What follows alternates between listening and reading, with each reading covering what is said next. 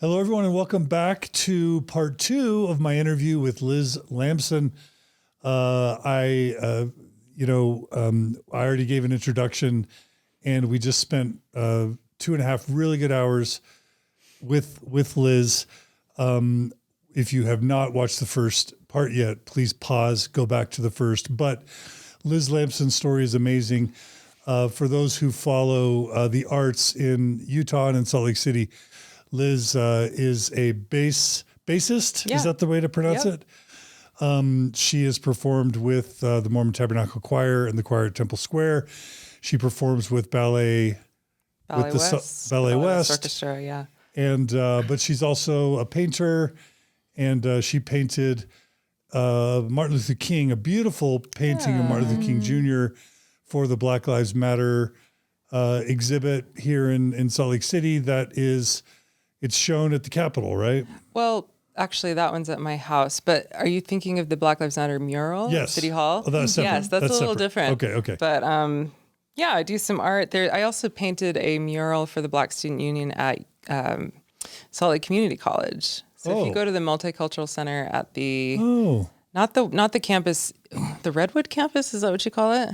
Yeah, go to the multicultural office there, and there's a giant mural of lots of beautiful Black faces there. So, and she's got a new song that we'll be releasing on this episode as well. Yes. So much stuff. But basically, part 1, we talked about Liz joining sort of like converting to Mormonism as a teenager in Colorado. Mm-hmm. She talked about being of kind of biracial, a father of African-American descent and a mother of Korean origin. Mm-hmm. And so growing up biracial in a very white area of Colorado Springs. Yes. And then a really sad part of part 1 that you want to go back and watch is that her mother leaves the family when she's 10. Yeah. And I guess goes back to South Korea. We assume. Yeah. And what that was like to kind of lose your mom when you're 10 and being raised by a single dad. And Mormonism fit right in. So we talked about how she met some Mormon friends in her middle school and high school, and Mormonism seemed to fit perfectly with who she wanted to be. And even though her dad wouldn't let her get baptized till she was at least an adult, if he ever gave permission, we'll see, because so far in the story, she hasn't been baptized. But she definitely is what we would call a dry Mormon all through high school. And she even wrote an article about that in the New Era that we can link to in the show notes. Yeah. But so when we left off, she had lots of opportunities for academic or music scholarships, and she ended up applying to several places, but getting a scholarship to BYU as a bassist. And so that's where we left off is she is leaving home. You're leaving home, Liz, and you're going to Provo. And we kind of likened it to Galinda going to Emerald City to meet the wizard, right? Land of promise. Yeah. And I should just say, it's the same day, but you've changed outfits. I have. And as an artist, can you explain to us, you're the first person to ever have costume changes for Mormon stories. So talk about that. Well, I think this is also inspired by, recently I've been doing a little bit of film acting. I got picked up by an agency last year with McCarty Talent, and I find myself considering wardrobe more than I ever have. You go to the film set, they give you specific things to wear, very concerned about color, image, how you read on camera. So for this, I wanted to find something fun to wear. Maybe talk about last episode, because you actually... Well, I just couldn't decide what to wear. That's probably where to start. Like, I had several options and was like, I just can't decide. So I was with a friend and we were like, you know what? All of these things are kind of thematic and would work for different sections of your story. So is this Jared? Yeah. Okay. In episode or part 1, I was just wearing a 90s windbreaker, very common look for the 90s. Just a zipper windbreaker, but it had like just all the great colors, kind of an ivory base with blue and purple watercolor texture, and then golden seashells over it. And then I had a gold choker to complete the 90s look, as I grew up in the 90s. Perfect. So tell us about this this creation. Today, this afternoon for part 2, as we take off for our journey to BYU, I am wearing a almost cougar blue corset, kind of a cobalt blue, very tightly fitting corset on top of a rather conservative light pastel yellow floral button-up blouse. And to me, this represents what we'll talk about in this part 2, which is, it's sort of diving into or discovering my nature as a sexual being in a very constricting environment. So we've got this corset that is both extremely constricting, but also highlights, boobs, which are fine. Boobs are great. And then we've got this blouse, though, that I could just easily just button right up and wear to church. Yeah. Also, I was showing this outfit to my sister, who's very she's very fashionable, as well as my husband's sister, who's a fashion designer as well. And the question was, do we wear the corset under the shirt or over the shirt? And we had one vote in either way. But my sister was saying, well, when you wear it over the shirt, it almost looks like cosplay. Like it's almost like too much. But I think that the idea of cosplay, which is it's the practice of dressing up as a character from a movie or a book or a video game, works perfectly for this segment, because this is me going to BYU and trying hardcore to be a real Mormon character. Well, a real Mormon, but I think it was a character. I don't know if it ever was the right costume for me. Right. And honestly, that really came out in part 1 when he talked about falling in love with Stan, which is a made-up name, but it's a Mormon boy that you fell in love with. Yeah, and I kind of followed him to the BYU. And you were your identity almost was shaped around trying to be the woman, the Mormon woman that Stan would want to marry. Yeah. Right? Yes. So that carries to BYU. Definitely. Okay. So did you drive? Did you pack up and drive off to Provo from, I guess it's not a super long drive. No, yeah, just 8 hours through the canyon. And my dad drove me and dropped me off at Hinckley Hall. Ooh, Helaman Hall. Helaman Halls. Hinckley Hall was the building, one of the units at Helaman Halls. And oh my gosh, it was like he was dropping me off at like the sleepover birthday party of my dreams, where every single night was like a sleepover with my Mormon friends. And I could go to church every week and just like do the thing, be fully immersed in this culture that I was, fanatically interested in. The dorms are fun, right? The BYU dorms. Yeah. Oh man, those cinder block white walls, like trying to stick posters to them with like the tacky stuff, and you could just go, like, how many girls can you fit in one hall? And we're all like super enthusiastic about our favorite hymns and like shade shirts under our sleeve, like layering the tops and like outfitters. Yes, and at the time, like the hair, people were really doing the little like puffing your hair up at the top kind of. Like there was like an invention that somebody made where you put a little comb in. Well, I don't know if it was super original, but like a bump it. Do you remember that? Yeah. The bump it's where it like pushes up the hair. And yeah, it was wonderful. You were in heaven, right? I was. Yeah. And what's cool. But you weren't baptized yet. I wasn't baptized yet. And this was important because, like I was saying, through high school, I had this magical experience pretending to be Mormon or trying to be Mormon. And I think in my heart, I accepted by the end of high school that I could identify as Mormon based on how I was living. But I was saying before that I still in high school was able to enjoy it more fully because I was missing out on things that can be pretty intense, which is temple, patriarchal blessings, and like all the commitments that come when you're actually baptized and a member. So like worthiness and everything. Yes, right? the worthiness stuff. Yeah. So my freshman year, I got to enjoy the entire year as a 17-year-old. Again, I had skipped a grade, so I was younger than everybody. So I'm at BYU as a minor, which also kind of will come into play in a upcoming story. Now I have to ask, you're a minor. I was a minor. Oh, so, okay. But you would have had to have someone sign your ecclesiastical endorsement. Yes. So I did have, I think just random bishop in Colorado Springs. Oh.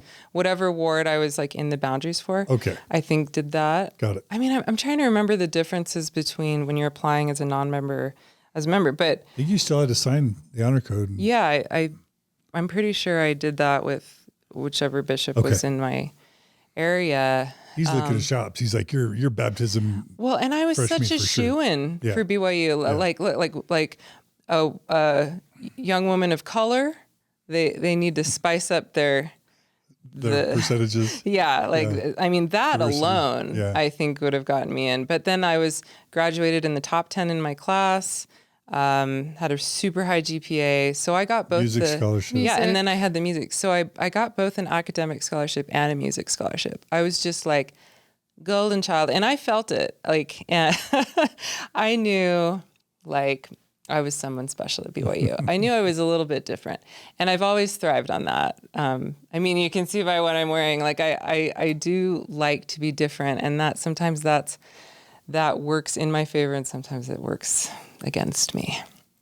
But my whole freshman year, I got to be special because I was the dry Mormon in the ward, and people were always asking me how I ended up at BYU when I wasn't baptized, when I wasn't a member. So I was always able to share my conversion story with people, and they were just so impressed by how I was living the standards as a non-member and how passionate I was about the religion. And yeah, I think I may have even gotten a calling as something, as a non-member, somebody in something in the Relief Society. That's awesome. But it was magical. I mean, BYU is such a unique place. And we talked about, I watched Singles Ward with my friends in high school and was like, what? But then once I was there in the bubble, I was able to start like picking up on those inside jokes and understanding the quirkiness and appreciating it. The academics were super rigorous. I was up for the challenge. I studied a ton. I was doing the honors program. So you did, I've heard that the music program, I dated a girl who played viola at BYU, and it's almost like a conservatory. Like it's very high level. Yeah. And there's the expectation to practice 3 hours a day at least for the string performance majors. I think the piano performance majors had to do 4. But yeah, and then you would get like half a credit for a class that would consume a lot of time. Yeah, right. It was definitely challenging, but again, like I was a perfectionist who, it just was like an environment that worked for me initially. It was hard because I was used to being like the best bass player in the state of Colorado in my age range, with the all-state stuff. And then going to the music school and realizing like, I'm not as good as I think I am. I have a lot to learn, but that's the point. You go there so that you can get better at what you do. Met a lot of really interesting people. Where should we go with this? So you're 17, you're a freshman. Now, oftentimes freshmen women are viewed as as a proposal meet, but wife, wife prospect. Oh, for shall we talk returned about dating missionaries. at BYU? Do you want to talk about that? Yeah, my introduction to I mean, dating you scene at dated BYU. a little bit in high school, but just a little bit. Just like I never dated. I went on like singular dates, and the Mormon instruction to do like group dates. I only went on like a few, really like probably 5 dates when I was in high school, and I told you about like 3 of them. I don't even know if you talked about even getting kissed in high school. I went to BYU, never been kissed. I can tell you about my first kiss. It's pretty great. And to be clear, you said you were 17. I was 17. Yeah. I'm trying to pour coffee into my corset, and it's fitting. I just bit by bit. It's getting in there. Yeah. Okay. So, I will. Let me tell you about my first kiss at BYU, because it was epic. So there was a bass player returned missionary who came back. Oh, wait, I'm sorry. I have to ask, where was Stan your freshman year Stan is on at BYU? his mission. He's on his second year of his mission. And he had said, don't write me. He's still, but I was doing my best to send very cute but modest pictures of myself to him with my letters. I remember my cutest picture that I sent him, it was at a St. Patrick's Day parade. I was wearing green. I had like shamrock antenna and pigtails, and I was standing holding the little reins on a real llama. It was me and a llama looking so cute. Like, how can you turn down like a girl with a fuzzy alpaca? Yeah, it's hard. So I think you nailed that.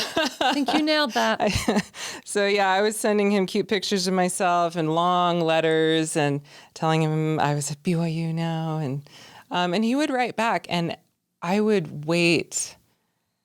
I had another friend, I think she was writing a missionary too. And we would like go to the Hinckley Hall or the Helaman Halls, the Cannon Center mail room.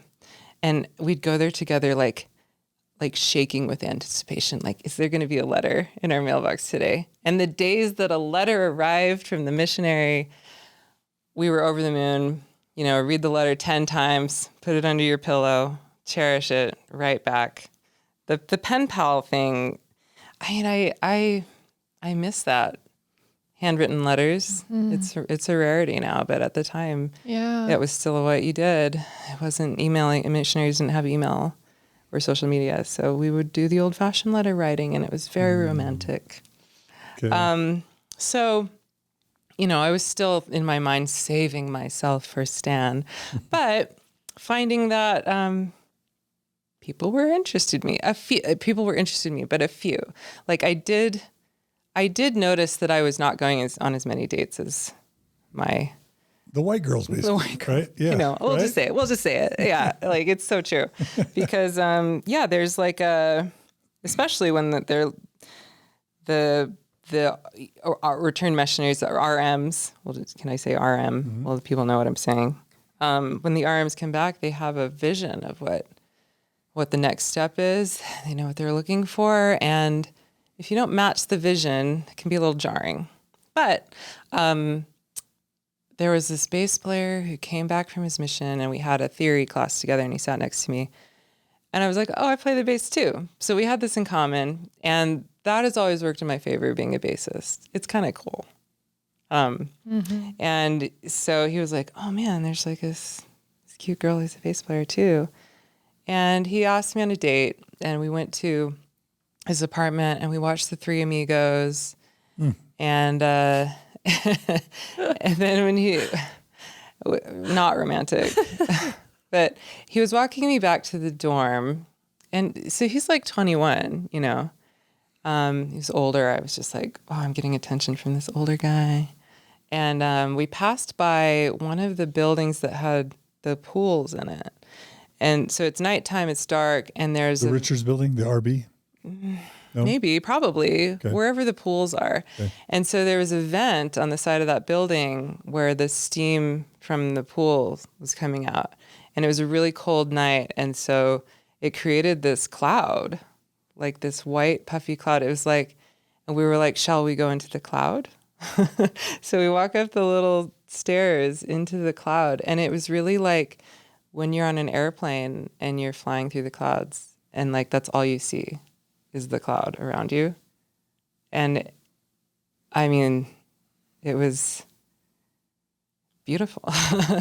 And we were both like, just like, this is, if there's any moment to ever kiss someone, that was it. It almost sounds cinematic. It was. I was going to say, and epic. I feel like epic was such a good word. It was epic. And so that was my first kiss, and it was very like juicy and amazing and better than what I ever expected. I like people will, I think I'd even done in high school that people say like, practice kissing on your hand, but the real thing was really something. That's beautiful. We're happy for your first kiss story. It was great. It's not always that way. You know? Yeah, it was. Yeah, in terms of like the quality and the quantity. On the first go, it was wonderful, and he was really sweet, very cute. Also, kind of like sandy blonde. He actually looked a lot like Stan. Now that I think about it, they were about the same height, had the same color hair, kind of blue eyes, same features. Yeah. How about that?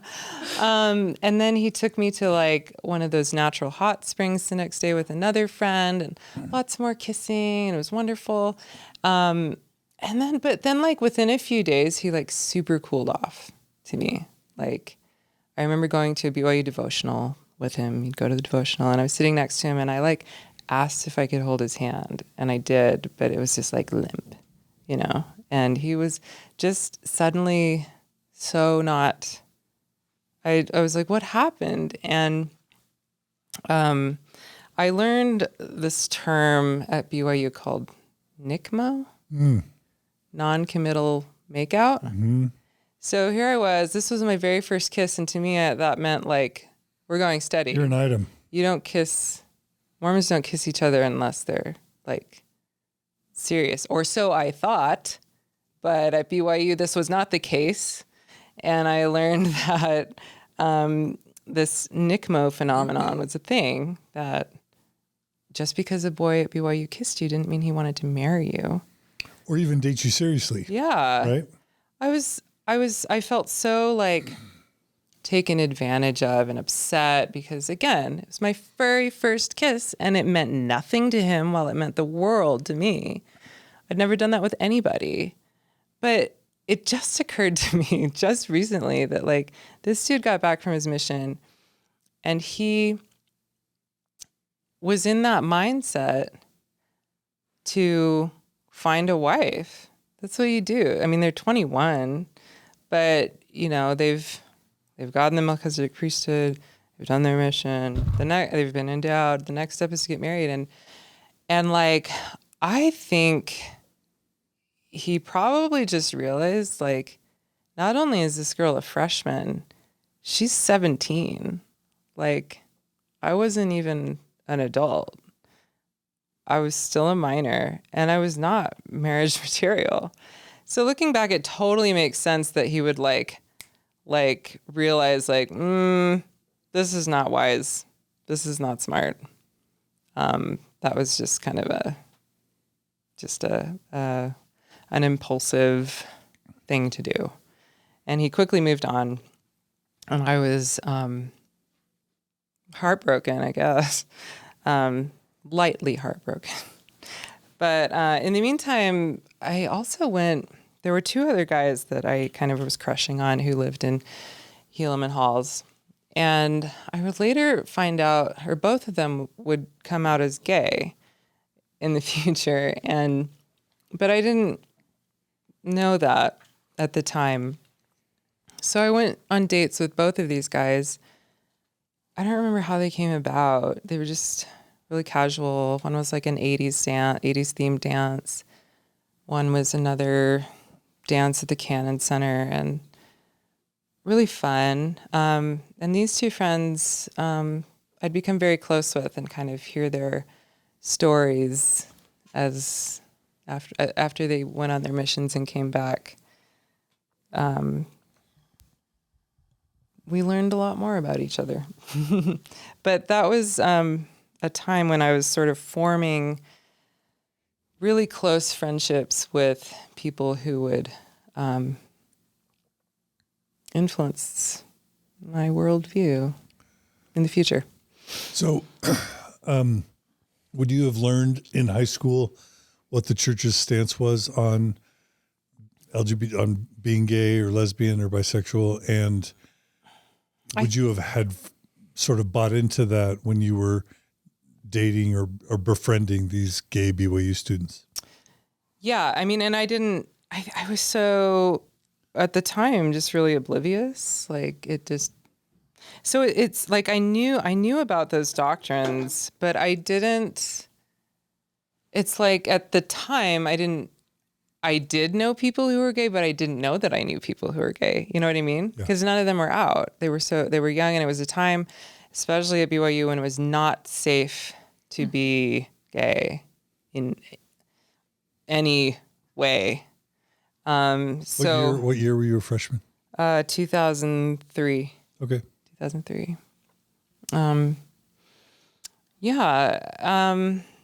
So we'll hear more about them. Do you want to hear about my baptism eventually? Yeah. Yeah, let's just like get this train moving down the track. Freshman year was great. I did really well in school. Bass playing was going great, and there in the orchestra program, there are several orchestras. There's like the chamber orchestra, the BYU Philharmonic, I think the symphony orchestra, several music groups, but the chamber orchestra was the top tier, and it was a smaller group, and that's the group that got to tour. And so the chamber orchestra was scheduled to tour Europe, and I didn't think I had a chance of making it into the bass section because there were only 3 spots. But and then also the tour would be happening across, or my 18th birthday would fall during that tour, and people knew that I wanted to get baptized. And one afternoon, my orchestra conductor stopped me, and he said, "Hey, I just want to make sure you audition for the chamber orchestra. I know that your birthday falls during that tour, but if you make it, we could arrange for you to be baptized in Europe, and it could be just a really cool experience. But I just want to make sure that doesn't keep you, or if that's a consideration, that won't keep you from auditioning." And so I auditioned for the group, and I got a spot. I got one of the 3 spots for the touring orchestra as a freshman. Whoa. Yeah, it was great. I was really proud of that moment and that opportunity. So I went on this tour, and orchestra tours are such an incredible opportunity to build really close relationships with people. I mean, orchestra relationships, band, the band nerds in high school, we had a group, and then I had my youth symphony group that also toured Europe and Australia. So this was my second time traveling through Europe. So I was familiar. We went to some new places, some new countries, but there's so much to see. There's so many places to go and so much to see. I mean, I wish I could go back tomorrow and continue the tour. But so tour was amazing, and we scheduled my baptism in Switzerland at the chapel on the Swiss Temple grounds.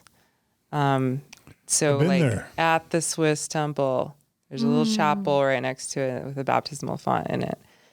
And we went ahead and scheduled that. So now really quick, I have to ask, did your dad know? Did you warn him ahead of time? Did he give his blessing? No, I mean, he always knew that I would get baptized at 18. So I think I let him know that it would be happening while I was away. But, we didn't really. It was inevitable. It was such a taboo subject. Again, like I came from a family where we didn't really talk about our feelings.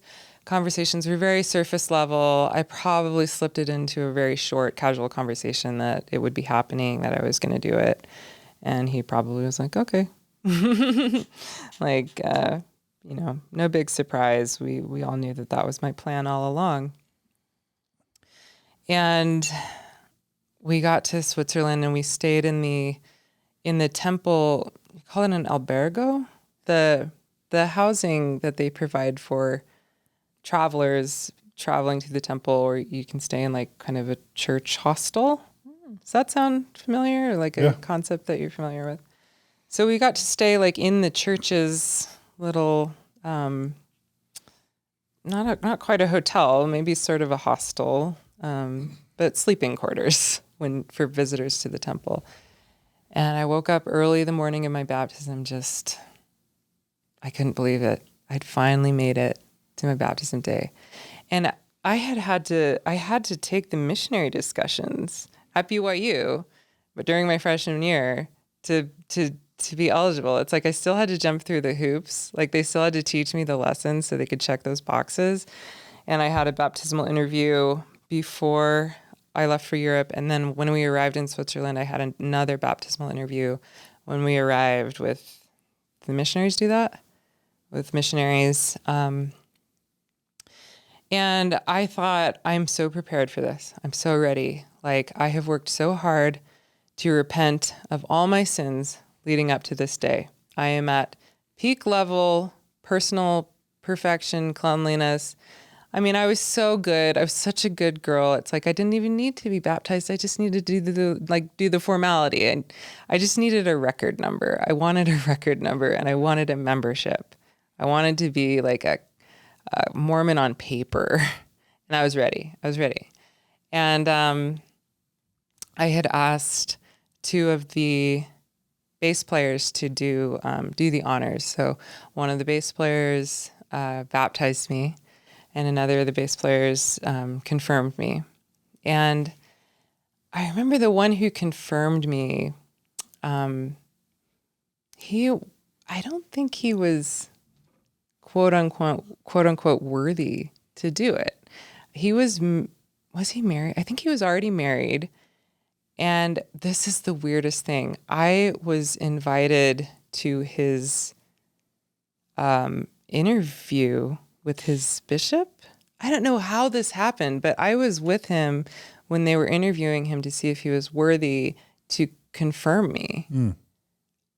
I don't know why I would have been there. But it was like sort of I will be confirming her at her baptism. We have to jump through this hoop.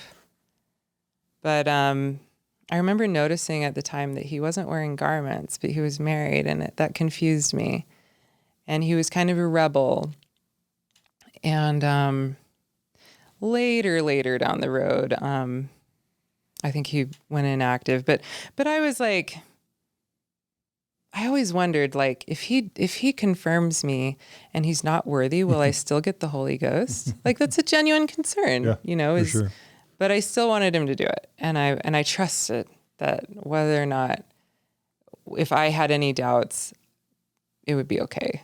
And, but I mean, the baptism itself was the most magical day. And to that point in my life, it was the best day of my life. Like, to have all those people around me who were so excited for me, who loved me, who recognized the importance of what I was doing. I was surrounded by just this big, a whole orchestra full of people cheering me on.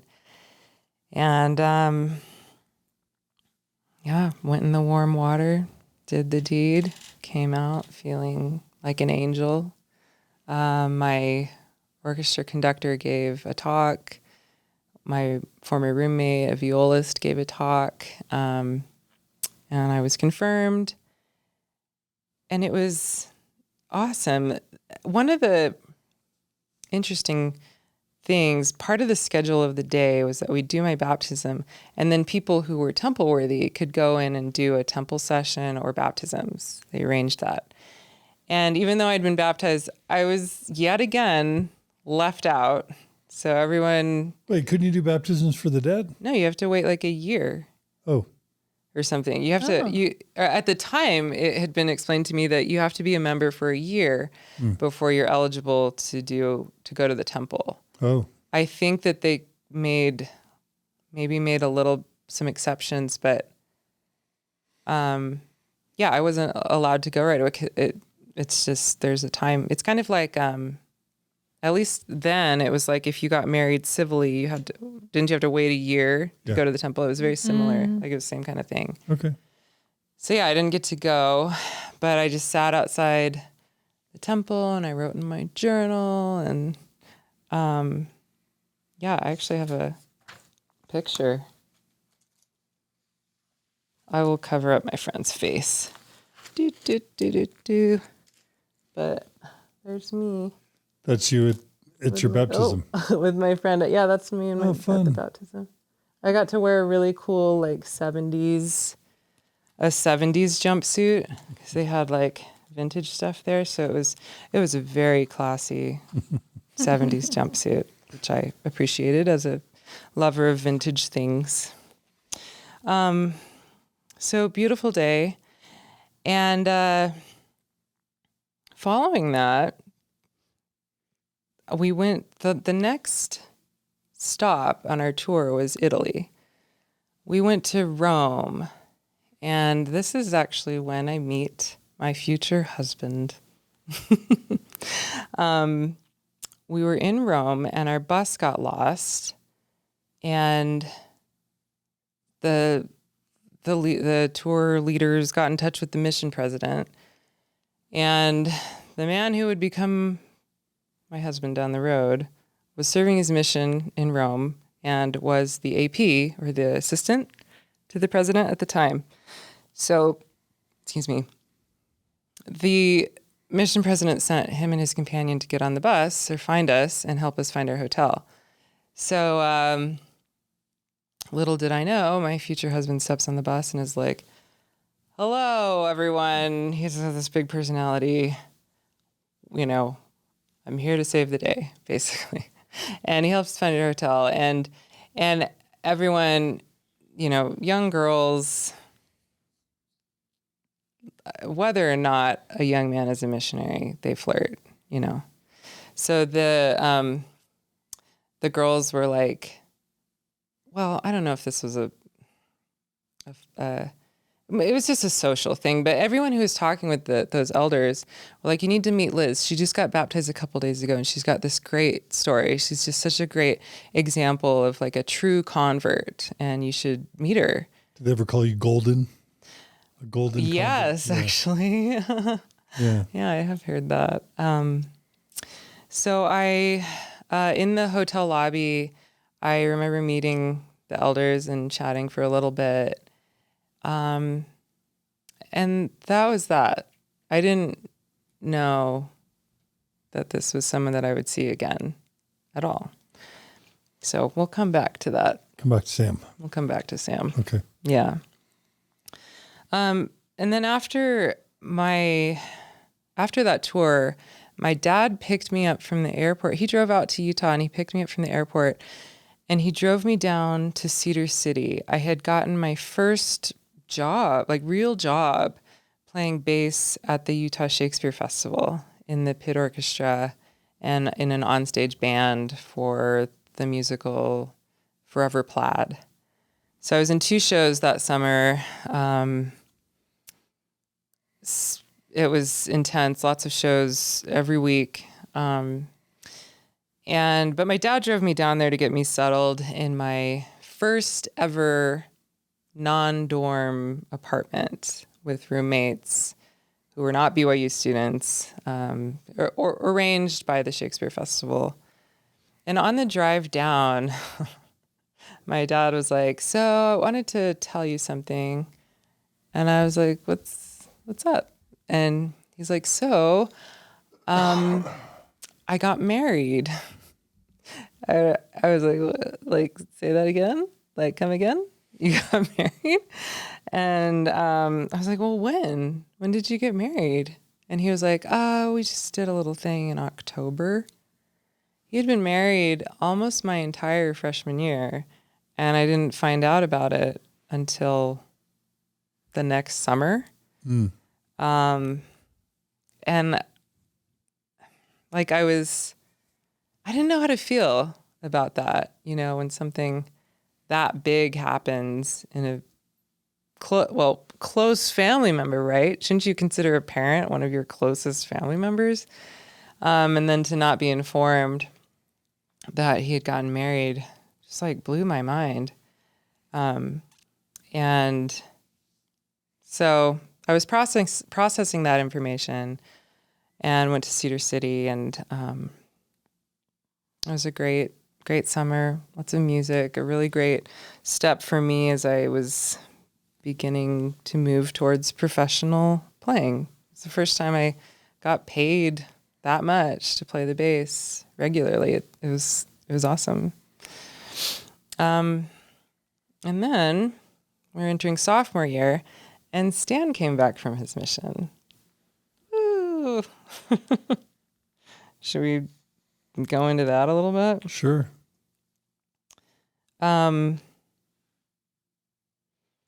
Well, I was overjoyed when Stan came back, and all my letters worked, my cute pictures with llamas worked, and he actually asked me out.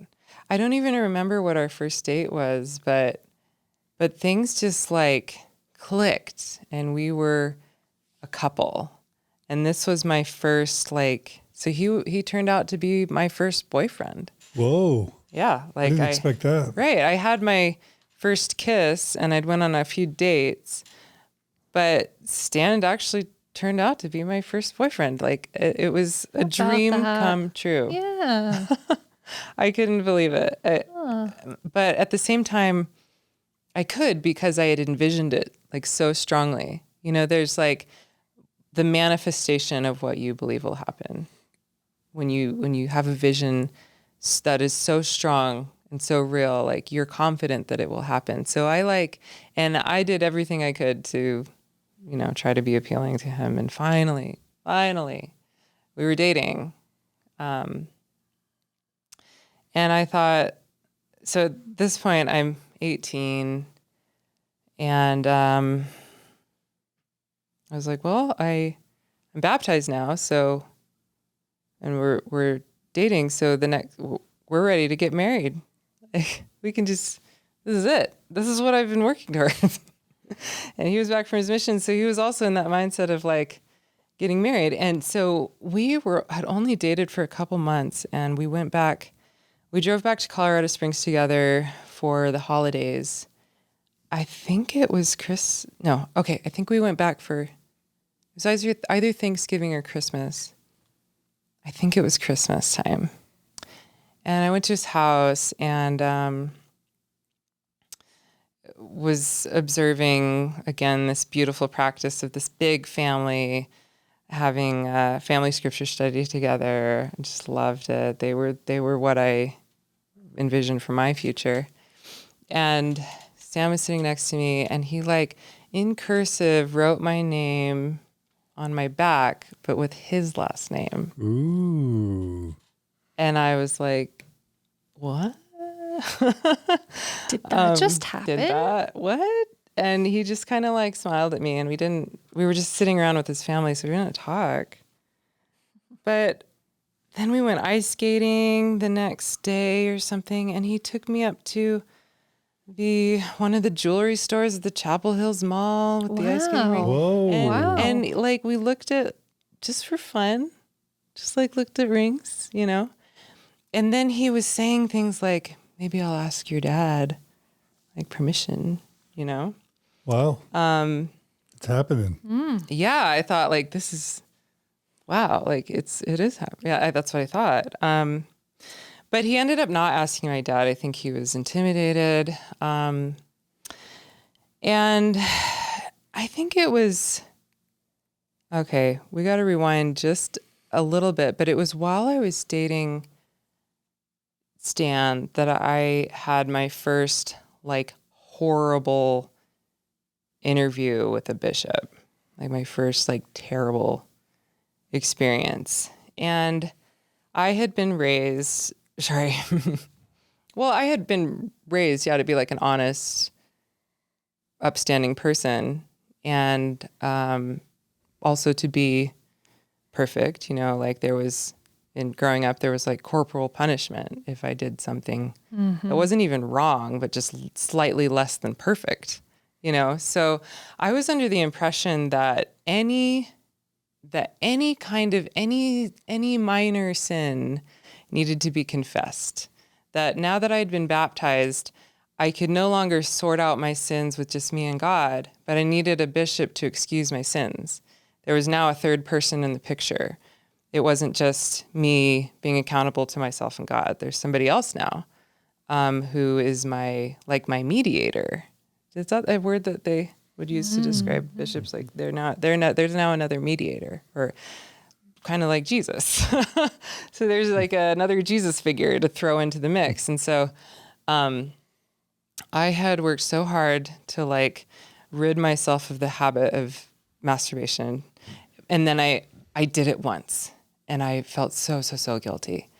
And I was hearkening back to a moment on the orchestra tour where just days after my baptism, we were at a reception and I had accidentally taken a drink of like a lemon liqueur, thinking it was lemonade. And realizing what I'd done, I like admitted it to the people around me. And then when we got back on the bus, there like a whole debate opened up saying like, did Liz commit a sin? She just was baptized. Did this drink of alcohol, was that a sin? Had she already like ruined the effects of what she'd just done? Like, was this the first sin in need of repentance? There was a whole debate going on. Wow. And I was like, oh gosh, I guess I'm a little rebel, and moved on. But anyway, I have my first slip up with a sexual sin. And I make an appointment with my bishop.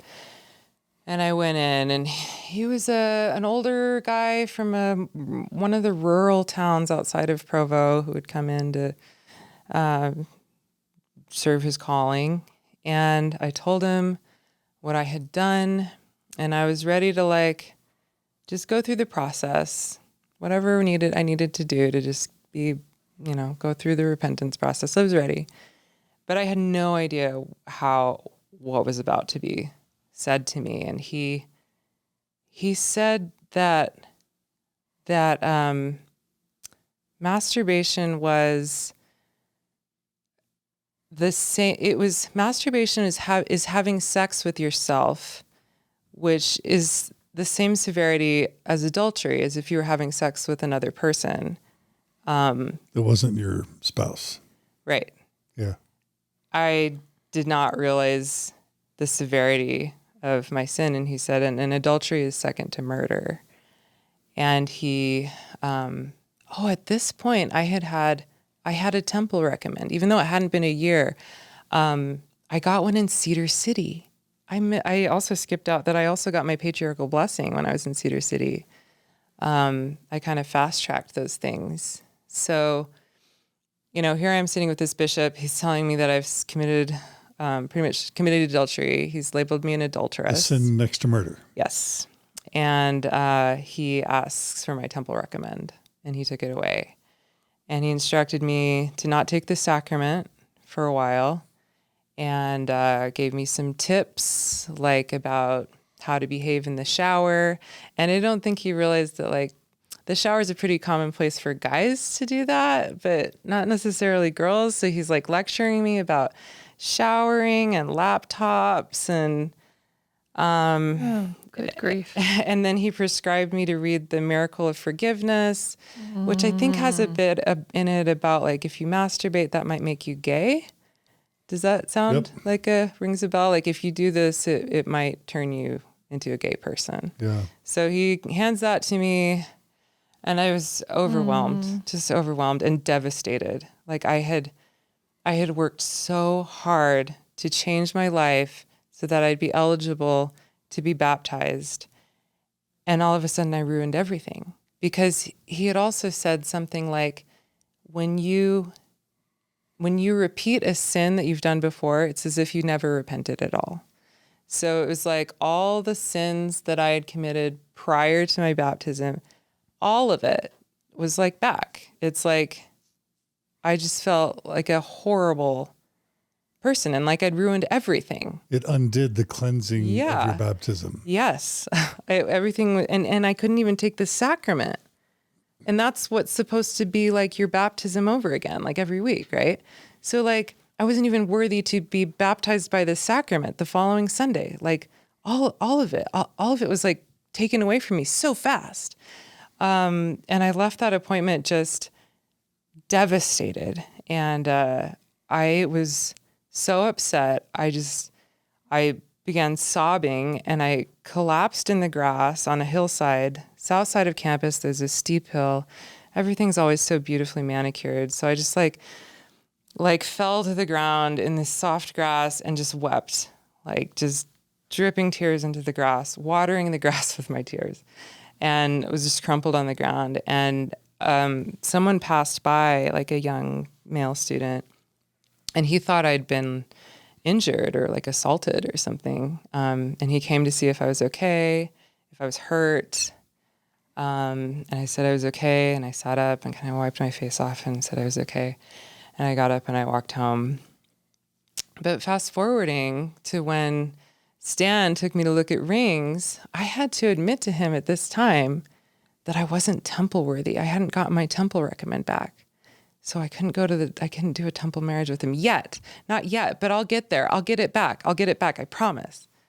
And it was so embarrassing to admit that to him. So just embarrassing. And Did he confess back to you that maybe he had done that too? I don't know if he'd ever. Well, no. Well, I didn't say why. I never said why. Okay. I would never say the M word. I said it like once during that interview, but I still have trouble saying the word. Just saying the word is embarrassing. So you just told Stan that you were unworthy. Yeah, I didn't say why. He could have used his imagination and thought up all sorts of things. Yeah, I didn't explain why. It was just sort of this vague, like, I'll get it back. In his mind, it could have been you had sex with some guy. Maybe. Yeah. But I mean, he was the first person I dated, and he knew that. So it was a little bit confusing, like, okay. And we were home for Christmas for a couple weeks, I guess. And it's during that break that things started going downhill.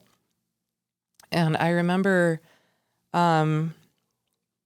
we went on a walk on this trail that goes along the Air Force Academy, this long, long trail. I'm trying to remember what it's called. But there's this dirt trail that years later I would run that trail training for a marathon. But we went on a walk on this by the river that goes through the Air Force Base, and there are train tracks, and it's where I would go as a kid. It was this magical place. My dad and when my mom was still around, it was one of the few like happy family memories that I have. We all took our bikes in the big Chevy van, and we'd bike that trail. And I remember like balancing on the train tracks, like, trying to walk on the train tracks and not fall down, balancing, and my mom being there and us all like laughing as we're like falling on and off the train tracks trying to balance. And just like one of the very few happy memories I had. And there were crawfish in the creek, and we'd catch crawfish sometimes or just look at them, pretend to fish for them and not catch them. So I was with Stan in one of like the happiest places of my childhood memory, like a place that I loved. And we sat down on a bench by the train tracks, by the bridge, and we were just watching the creek. And he was saying like, I don't think we should kiss as much. And I was like, what do you mean? And then he started telling me like those rules about like passionate kissing, and you're not supposed to do that until you're married, and maybe we should take a step back. And I didn't understand. And the conversation went on, and then he admitted that he had a dream about another girl, And he was starting to feel like maybe he needed to date around. And I fell to pieces. Again, started sobbing, like so many tears. I just cried and cried. It's like the dream that I had, what I had changed my life for, he was breaking up with me. That's what was happening. And then we were supposed to go to like a New Year's Eve dance, singles ward dance together, and he like didn't come to pick me up. He said he got distracted playing video games and forgot.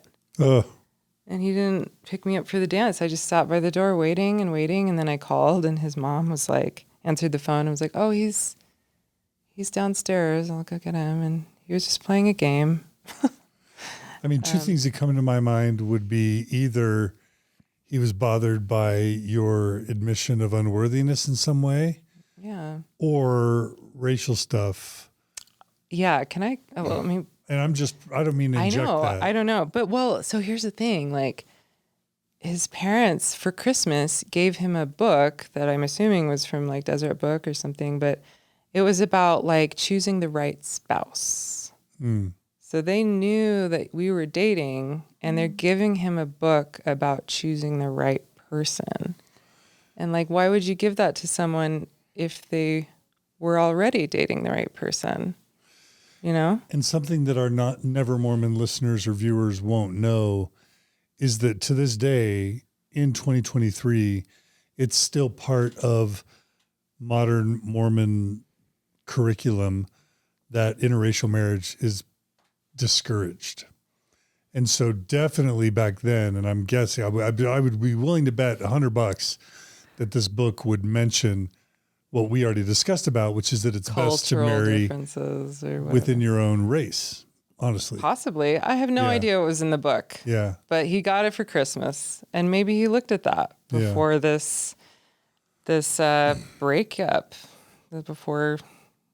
breakup, and I went home, and I just cried a lot. I just cried so much all the time. I was just, but this was one of the most intense cries of my life that lasted the longest. I just went to my room and I listened to this song that reminded me of my mom, but now was reminding me of him too. And it's Colin Hay, I Just Don't Think I'll Ever Get Over You, from the Garden State soundtrack, which I watched edited because it's rated R. But the soundtrack's great. But it's more rejection, I'm guessing. Yeah, or just abandonment. Yeah. I always had fear of abandonment. That becomes a theme for sure. And so I lost him. Like this person I really like changed my life for. And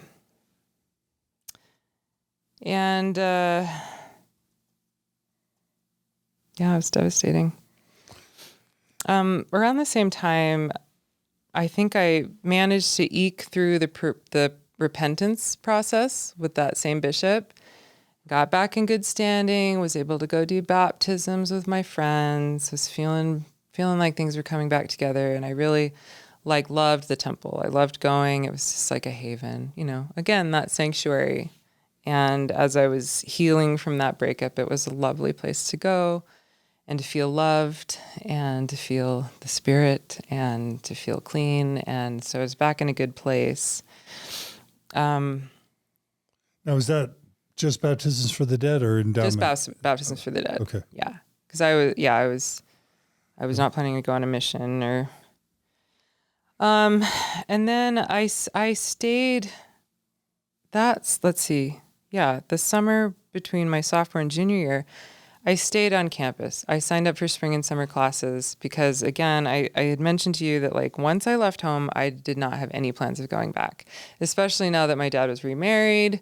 He had another life, and I felt that I wasn't welcome home. There were times when I asked if I could come visit, and he said no because his wife had something going on or wasn't up for it or something. So I also like home wasn't home anymore anyway. Like I literally was not invited several times. It wasn't like other friends could just like drop in without even an announcement, and like, oh, hey, can I come for Sunday dinner? And a lot of these kids are from Utah.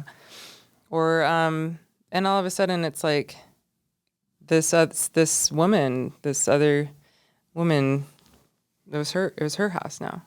It's her place. Mm. It's like another source of abandonment too, in a way. Yeah. And she was, you'll see that the little teaser, there's a third wife down the road, and all of them were kind of the same. They were very similar.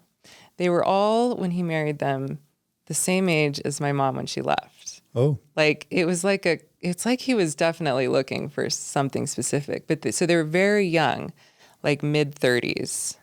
And we'll get to this down the road, but the third wife was exactly my age, and I'm the youngest kid. So that was really trippy. Yeah. And so anyway, that was happening at home. So I stayed at BYU for the summer, signed up for summer classes, and then I met who would become the next boyfriend, another someone in the music school, and who was the sweetest, nicest, most gentle, wonderful person. That he was such a gem, and we just we had music in common, and he was fascinated by me. And here's another funny thing: the only guys who I only had a couple serious boyfriends, or if you count my husband, but all of those had some experience living in a foreign country with people who were genetically sort of like me. So this next guy that I dated served his mission in Japan, and so he really appreciated like my Asianness. He could wrap his mind around that. So yeah, like Stan had served his mission with the brown people, the Marshallese and the Polynesians, and was able to find them like exotic and beautiful. And then the second guy had also served in Asia and appreciated my Asianness. And I mean, I'm sure he wouldn't see it that way. I don't know if either of them would admit to that, but it's something that I thought about. You can't you could go up to someone and be like, that there's something about this that seems a little racist. But that's not really something you go and say to people. I have experiences all the time where I'm treated in a way that seems kind of racist. Mm-hmm. But I don't just walk up to the person and say hey, you're being racist. It's just something you kind of sit on and have to swallow. Mm. And my guess is, and I don't want to speak for you, but being exoticized is not necessarily complimentary or flattering. Because maybe it's objectifying. I don't know. I mean, I was so desperate for anyone to like me in any way.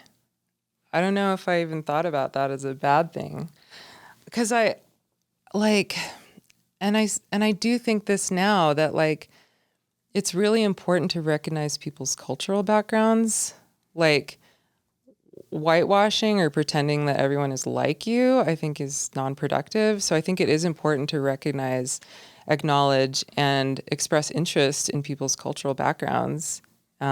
Because how can you respect their culture or appreciate it if you don't even know anything about it, And how do we get to know people really if we don't ask about where they're from and what their traditions are like, and even what language is their first language or their main language, So I just always interpreted people's interest in where are you from or what's your ethnicity as them actually acknowledging that I was something other than them. So I usually tend to appreciate it, I guess, hoping that it's like a genuine interest in who I am.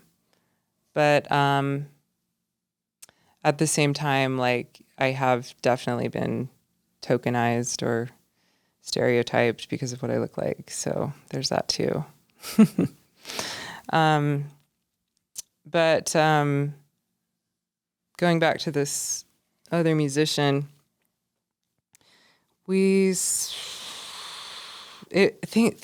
just go so fast when you're dating at BYU. Like we were only dating a couple months, and then just like with Stan, it's like, what kind of ring might you be interested in? And can I ask your dad for your hand when we go, to your house for Thanksgiving?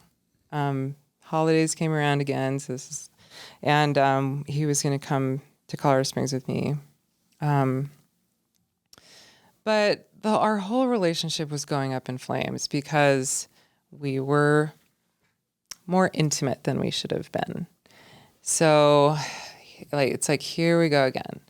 I find myself in a bishop's office confessing every little thing, thinking that that's what I'm supposed to do, that that's the repentance process, that I can't resolve my own sins between just me and God. I have to confess like what I see in the movies with confessional booths, where you go and you tell the priest what you did, and then they tell you to do so many Hail Marys or whatever, and then you can move on. But it wasn't as simple as like doing a few Hail Marys with the Mormon repentance process. So I had told this bishop that he and I had some intimate encounter with each other.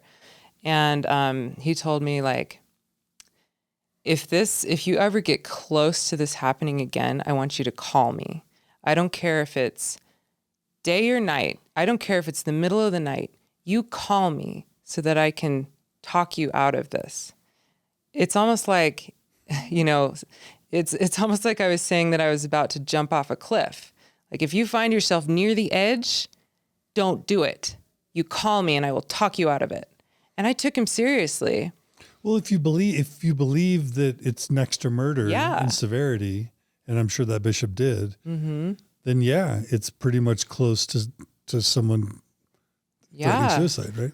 Yeah, like giving away your virtue, or like the death of your virtue. It's almost worse. It's like people would rather die than give up their virtue. There's a saying in Mormonism, better dead than unclean. Yeah, I felt that's the weight of that.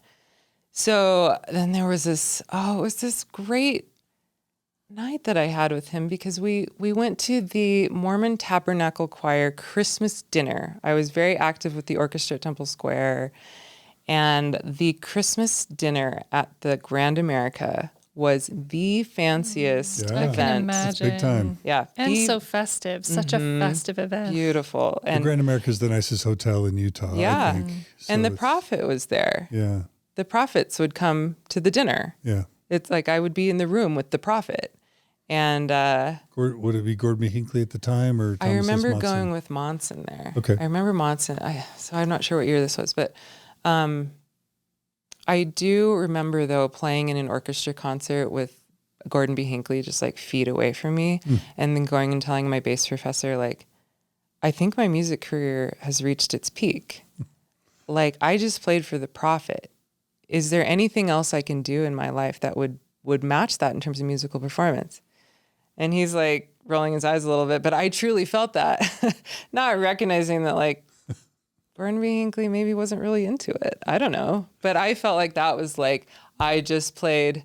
One of my friends just went to Rome and sang for the Pope. Yeah, that. Like that kind of feeling. Like, I just sang or I just performed for the prophet. So anyway, I had taken this guy on a date to the dinner at the Grand America.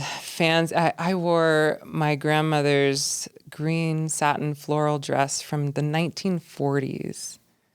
Beautiful gown. And it was sleeveless. It was like a little strappy thing. So I had to wear a cardigan over it, of course. But it was still beautiful.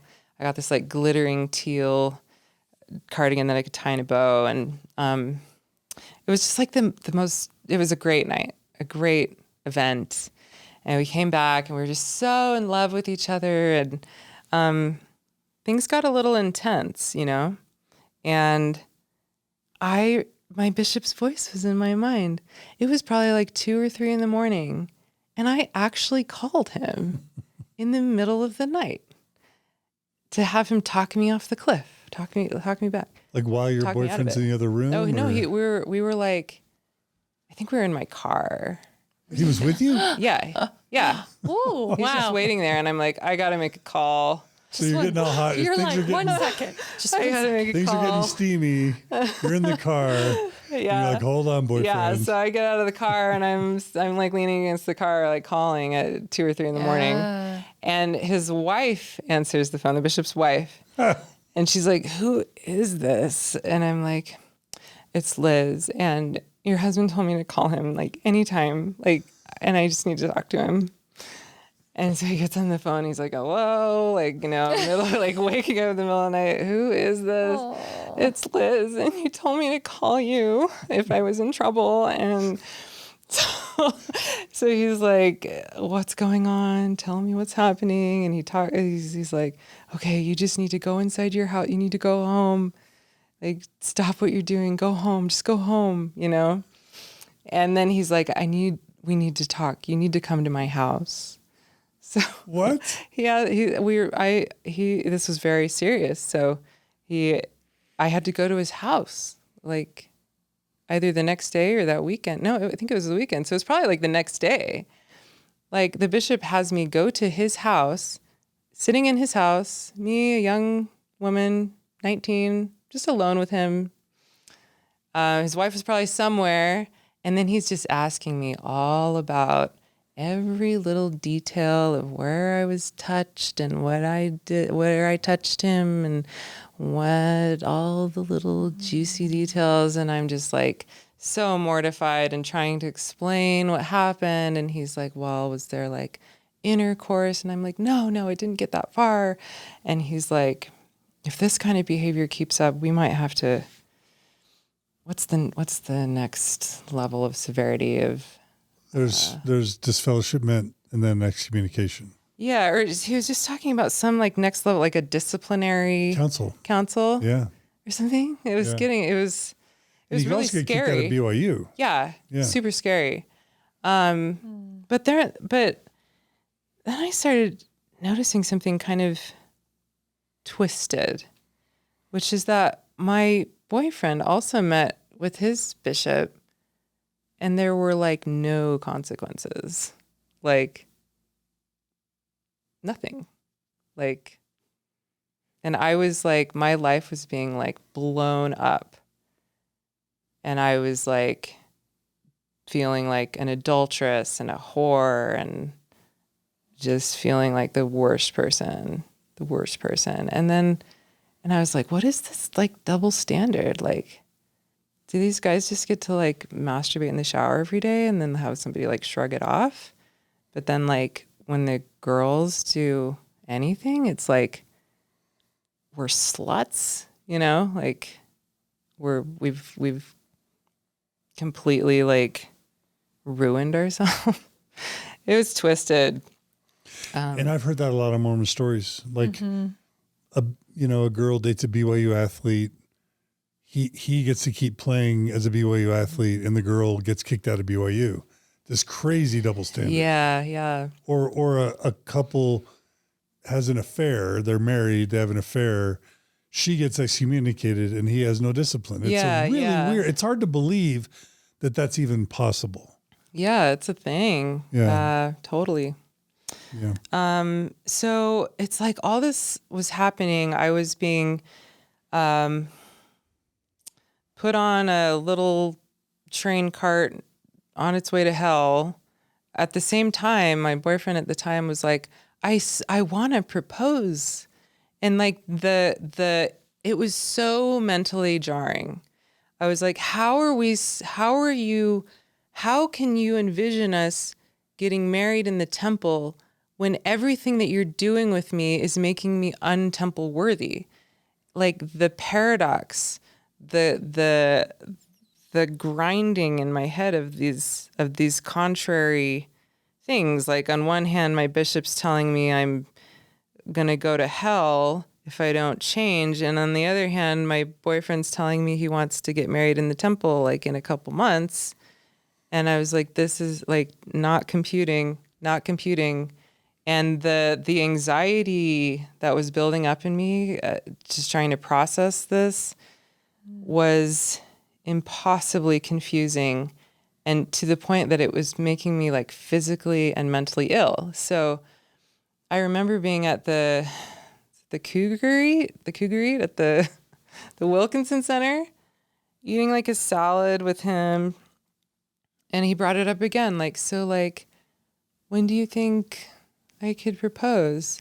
And like, I nearly vomited on the table. I was like, I can't, I can't, I didn't know how to swallow it. It's like being ripped in half. The bishop and the doctrines are telling me that I'm headed in this direction away from the temple. And then this guy that I love and care for, who I trust as well, is saying that I'm heading this way towards the temple. And it didn't make any sense to me. And it was causing me just so much anxiety. And so I ended up just breaking up with him. And I loved him so much. And the bishop would be like, you're doing these things together because you love each other so much. So you just need to get married, and then you can do all these things. Like, just get things in line. We'll get your temple recommend back. Go get married in the temple, and then you can just like do whatever you want. You know, then it's okay. So even my bishop's like, you guys are you just need to get married. Just get married. And I was like, but it doesn't, not computing. I don't know how to get from here, from your office to there based on what you're telling me. Worthily. Yeah. I don't know how to do it.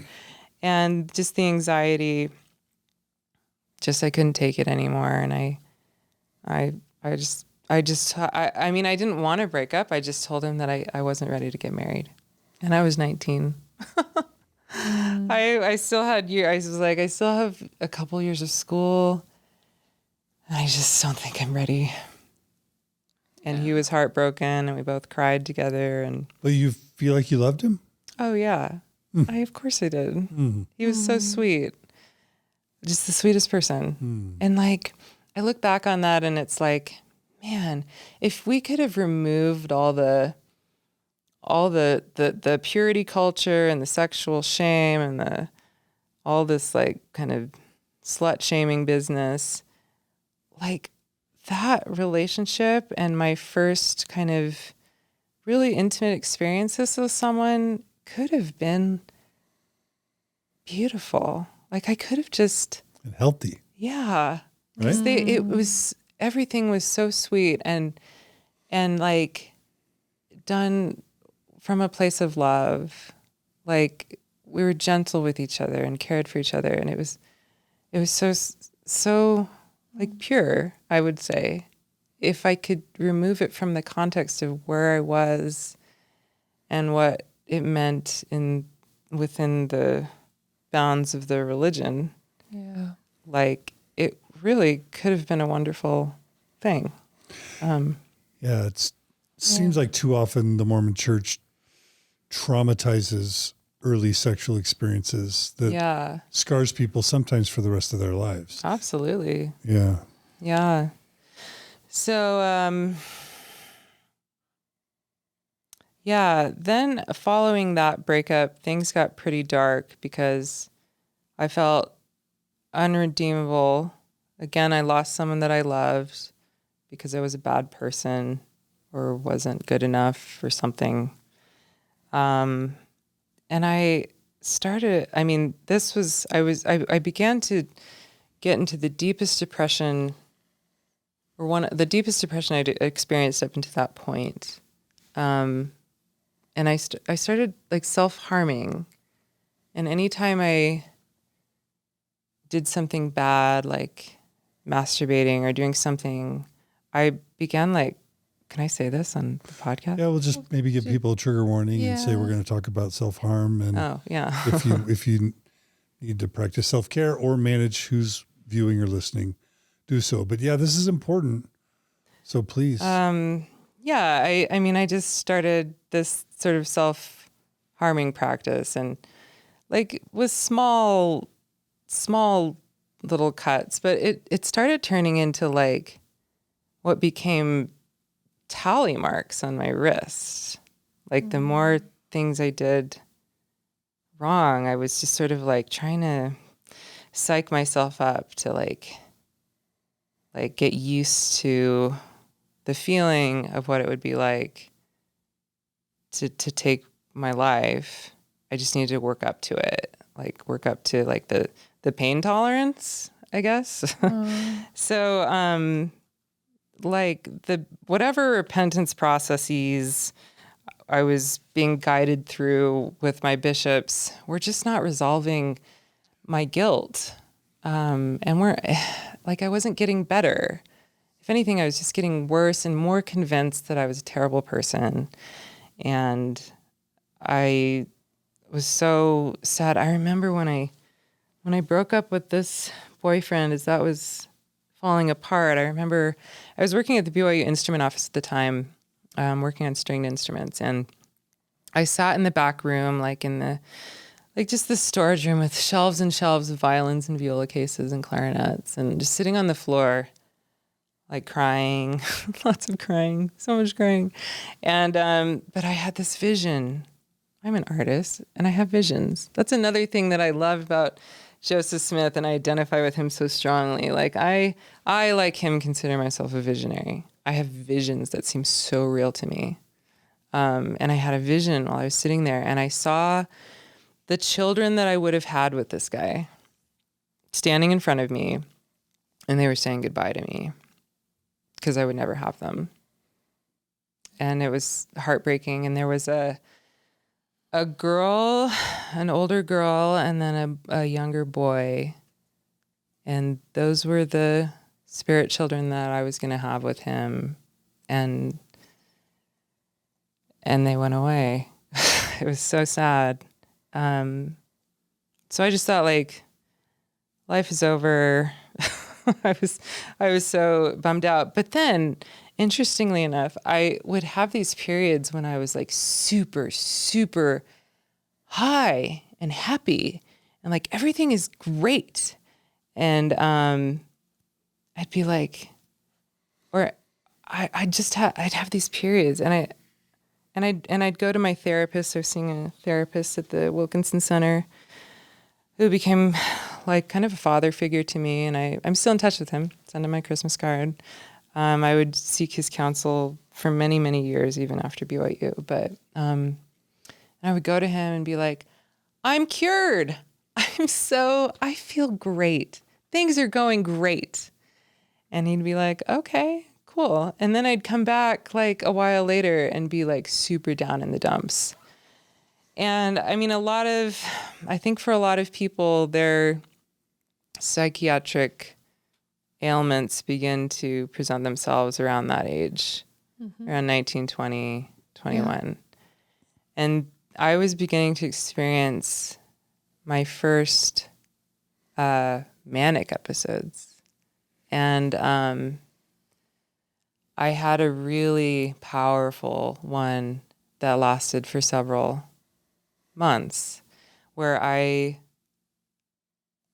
saw a friend perform live, record an album live with their band. And I was like, oh my gosh, I'm going to learn how to play the guitar, and I'm going to write music, and I'm going to do this. I'm going to be a rock star.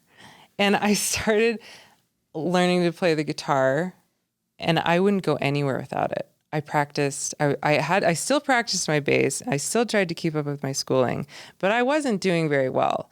I actually started failing my classes, and it was so unusual for me because I was always the academic queen. I was the top of my class. I was always the best. And something was happening. Like I was like, I'm having a nervous breakdown. What's happening to me? I'm beginning to fail my classes. And then like the guitar was like soothing me, and I wouldn't go anywhere without it. And I started writing songs. I started filling up this notebook with songs, this music composition book.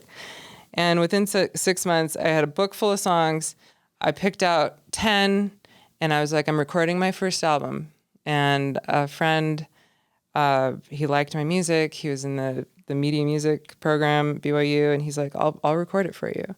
And we went to his grandparents' cabin at Sundance, or in Wildwood up by Sundance.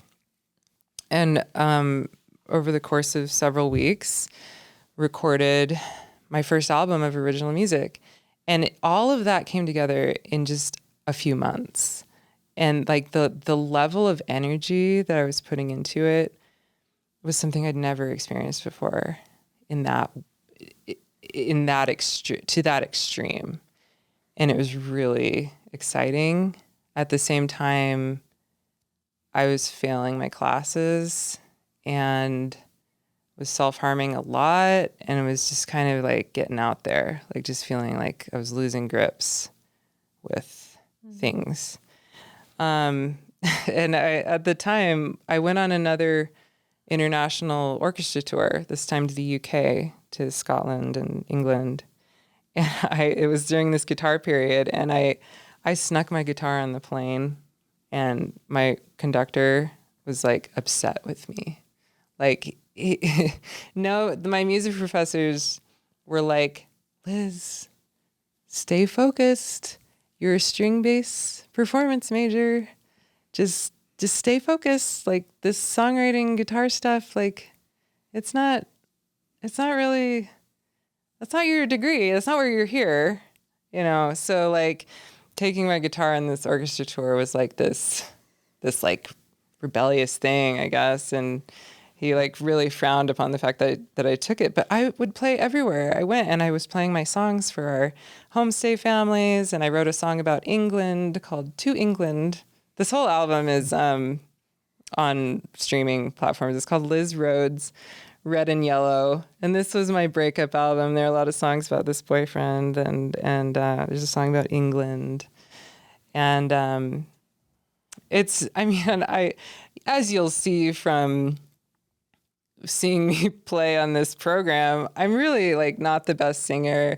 I'm not the best guitarist, but it is something that I'm passionate about. And if anything, I think I'm a strong songwriter. And this was the time in my life that I really started developing that skill. Did you say Red and Yellow? Yes. Okay. REDANDYELLOW. I have to ask, was it a bass guitar or was it like a six-string? I learned how to play the 6-string guitar. Because Sting and Paul McCartney, they were bass players. Yeah. You can be a rock star and play the bass guitar. I know, but it's hard to write a song if you can't play chord progressions. Yeah. Like that's when you're playing just like a singular bass note, it's not as full. Like I wanted to be able to perform by myself. I wanted to be able to like play at least a complete song. Because when you're a bass player, you play somebody else's song with them. But I mean, it is possible. Like Esperanza, be in a band, basically. Yeah, like I mean, Esperanza Spalding. People say I look like her. She's half black, and she's a bassist, and she does jazz, and she sings and plays. She rocks it. I actually think it's much harder. Hard, yeah. I think it's much harder to play the bass and sing at the same time than it is to play the guitar and sing. I think it's totally different. I have to mention Geddy Lee of Rush too. Anyway, I digress. Yeah, I mean, these guys are world famous, right? So it's beyond my level, beyond my level. But for me, at least, then it's like if I want to write a song and sing it, it was easier to play the guitar. And no offense to love of my life, the string bass, but it's not as portable as a guitar. So yeah, I could take my guitar anywhere. I could take it to class. I could take it on tour. I could take it wherever I was. And other people, I started seeing that like other people played guitar too, like in addition to their instruments. And I began like realizing I think I always knew this, but like I'm passionate about a lot of things. And in addition to that, I'm pretty good at a lot of things. Like, I mean, I've learned how to knit recently. Oh, that's beautiful. I'm working on this sweater.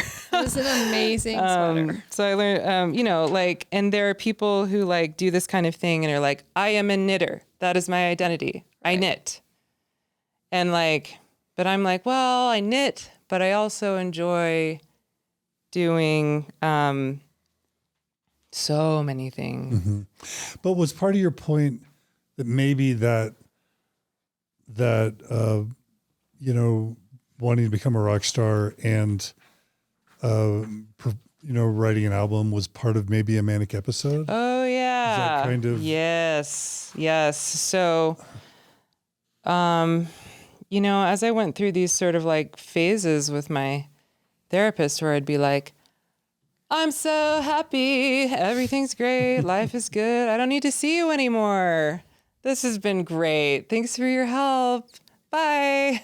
And then, some matter of time later, I'd be back being like, I want to die. Life is over. Like, I have no. Now, I don't know if this is in any way applicable, but when I was a therapist getting my psychology PhD at Utah State, I would get these return missionaries who would, sometimes they were married, but they would try to go as long as they could without masturbating. Mm-hmm. So they'd be fine, but then they just couldn't hold out any longer, and then they'd, quote, mess up or fall off the wagon. Yeah. Was there any cycling, do you think, related to your worthiness issues? Or I don't want to inject that in your narrative. I think there's some truth to that. Because would you try for a long time and then it would build up and build up and build up? Yeah, and then I'd have some kind of relapse and feel like a horrible person. I think that was part of the cycle, but there was clearly something going on in terms of like creative energy. Yeah, that's what I'm hearing. I mean, for the guitar and an album to emerge. Because bipolar doesn't always have to be pathologized. I mean, it is a mental illness, but there's kind of a recent movement to kind of say, what if there are good things about kind of those extreme. It's really powerful. Yeah. So that was the first of what would become many kind of cycles. Is it a cycle? Creative bursts. Yeah, I mentioned that I wrote a fiction novel a few months ago. Mm-hmm. I wrote like a 100,000 word novel in 5 weeks. Wow. And that's the length of Ender's Game or Harry Potter 3. It's like all I did and thought about like I was in another planet. I was on another planet for that time. Yeah. And it was extremely productive. And I'm at an age though, there's so much that's happened between then and now that's helped me to understand myself and manage it. And I'm medicated and I know how to harness the energy in a more constructive way. And I had one psychiatrist who described it to me like, I'd be like, dude, I'm starting to take off into, I have this idea, like grandiose thinking, big ideas. That's what usually sends me off into space. And so one of them was creating, this was in 2016, 17, creating the Lizzie, like my alter ego, Lizzie Luna. That was one of those times where like I created a persona, like another version of myself. I created the children's musician Lizzie Luna. I wrote not a bajillion, but I wrote a bunch of songs. I recorded an album. I created a program called Yoga Storytime and Songs. I built a website. I started marketing myself to community organizations as if I was the shiz. And people started hiring me to do this program that I just came up with, And during that time, and people, my poor husband, he watches me go through these times, and he gets nervous, and he's good at like kind of being a reality check. But going back to what this one psychiatrist said to me, this was during the Lizzie Luna creation period, and he said like, well, is it positive and productive, or is it negative and destructive? And I've used that as sort of a guide or a gauge to like monitor my behavior when I'm in these zones, because I can kind of lose touch with reality a little bit. Yeah. But we really should provide a link to your Instagram. Oh, yeah. Because people, like none of us, maybe a couple of our listeners will ever reach, the level of mastery of, let's just say, an instrument or any skill to be on the level of playing with the orchestra at Temple Square or with Ballet West. That's most of us will never even do one thing. But then I've seen your painting, like your painting of Martin Luther King Jr. is stunning. And you've painted the murals, and I mean, there's a lot of, and your music, in other formats. So, I mean, there's this creative bursts is a real important part of you. Yeah. Yeah. People ask me how I accomplish the things that I do, but I just will say that it comes at a cost. Yeah. They don't see that side of it. Yeah. But it definitely, this part of me has put a strain on my relationships. It's made it parenting extra challenging for me. It has been life-threatening at times. So it's, but what you see though, what I put up for show is kind of the good stuff. That is so important. I think. Yeah, but I mean, I know a lot of creative people who have deal with mental illness, and I don't know. Sometimes I just wonder if they go hand in hand. I mean, I think that at least for me, like part of my creative power is the ability to access both really like light, brightness, bright places, and then also the darkness. And it's that contrast that creates some pretty, like a stunning result. It's the ability to go places in your mind that are completely new, which can be scary, but you don't always know where those roads in your mind are going to lead. But there's something about being a creative person where you are pulled down that road. You have to know where it goes, and you just follow it. Sometimes it takes you to the moon or the sun or into a black abyss or into a fire. So this time at BYU, was this kind of the first, going back to kind of what you were describing, in this guitar and your first album, kind of writing? I think you described it as your first manic episode. Like kind of very documentable. Yes. Like the biggest thing. And just the fact that like it was so disruptive to my life, well, especially my academics. And so I started taking some medications. That was my first experience with medications. And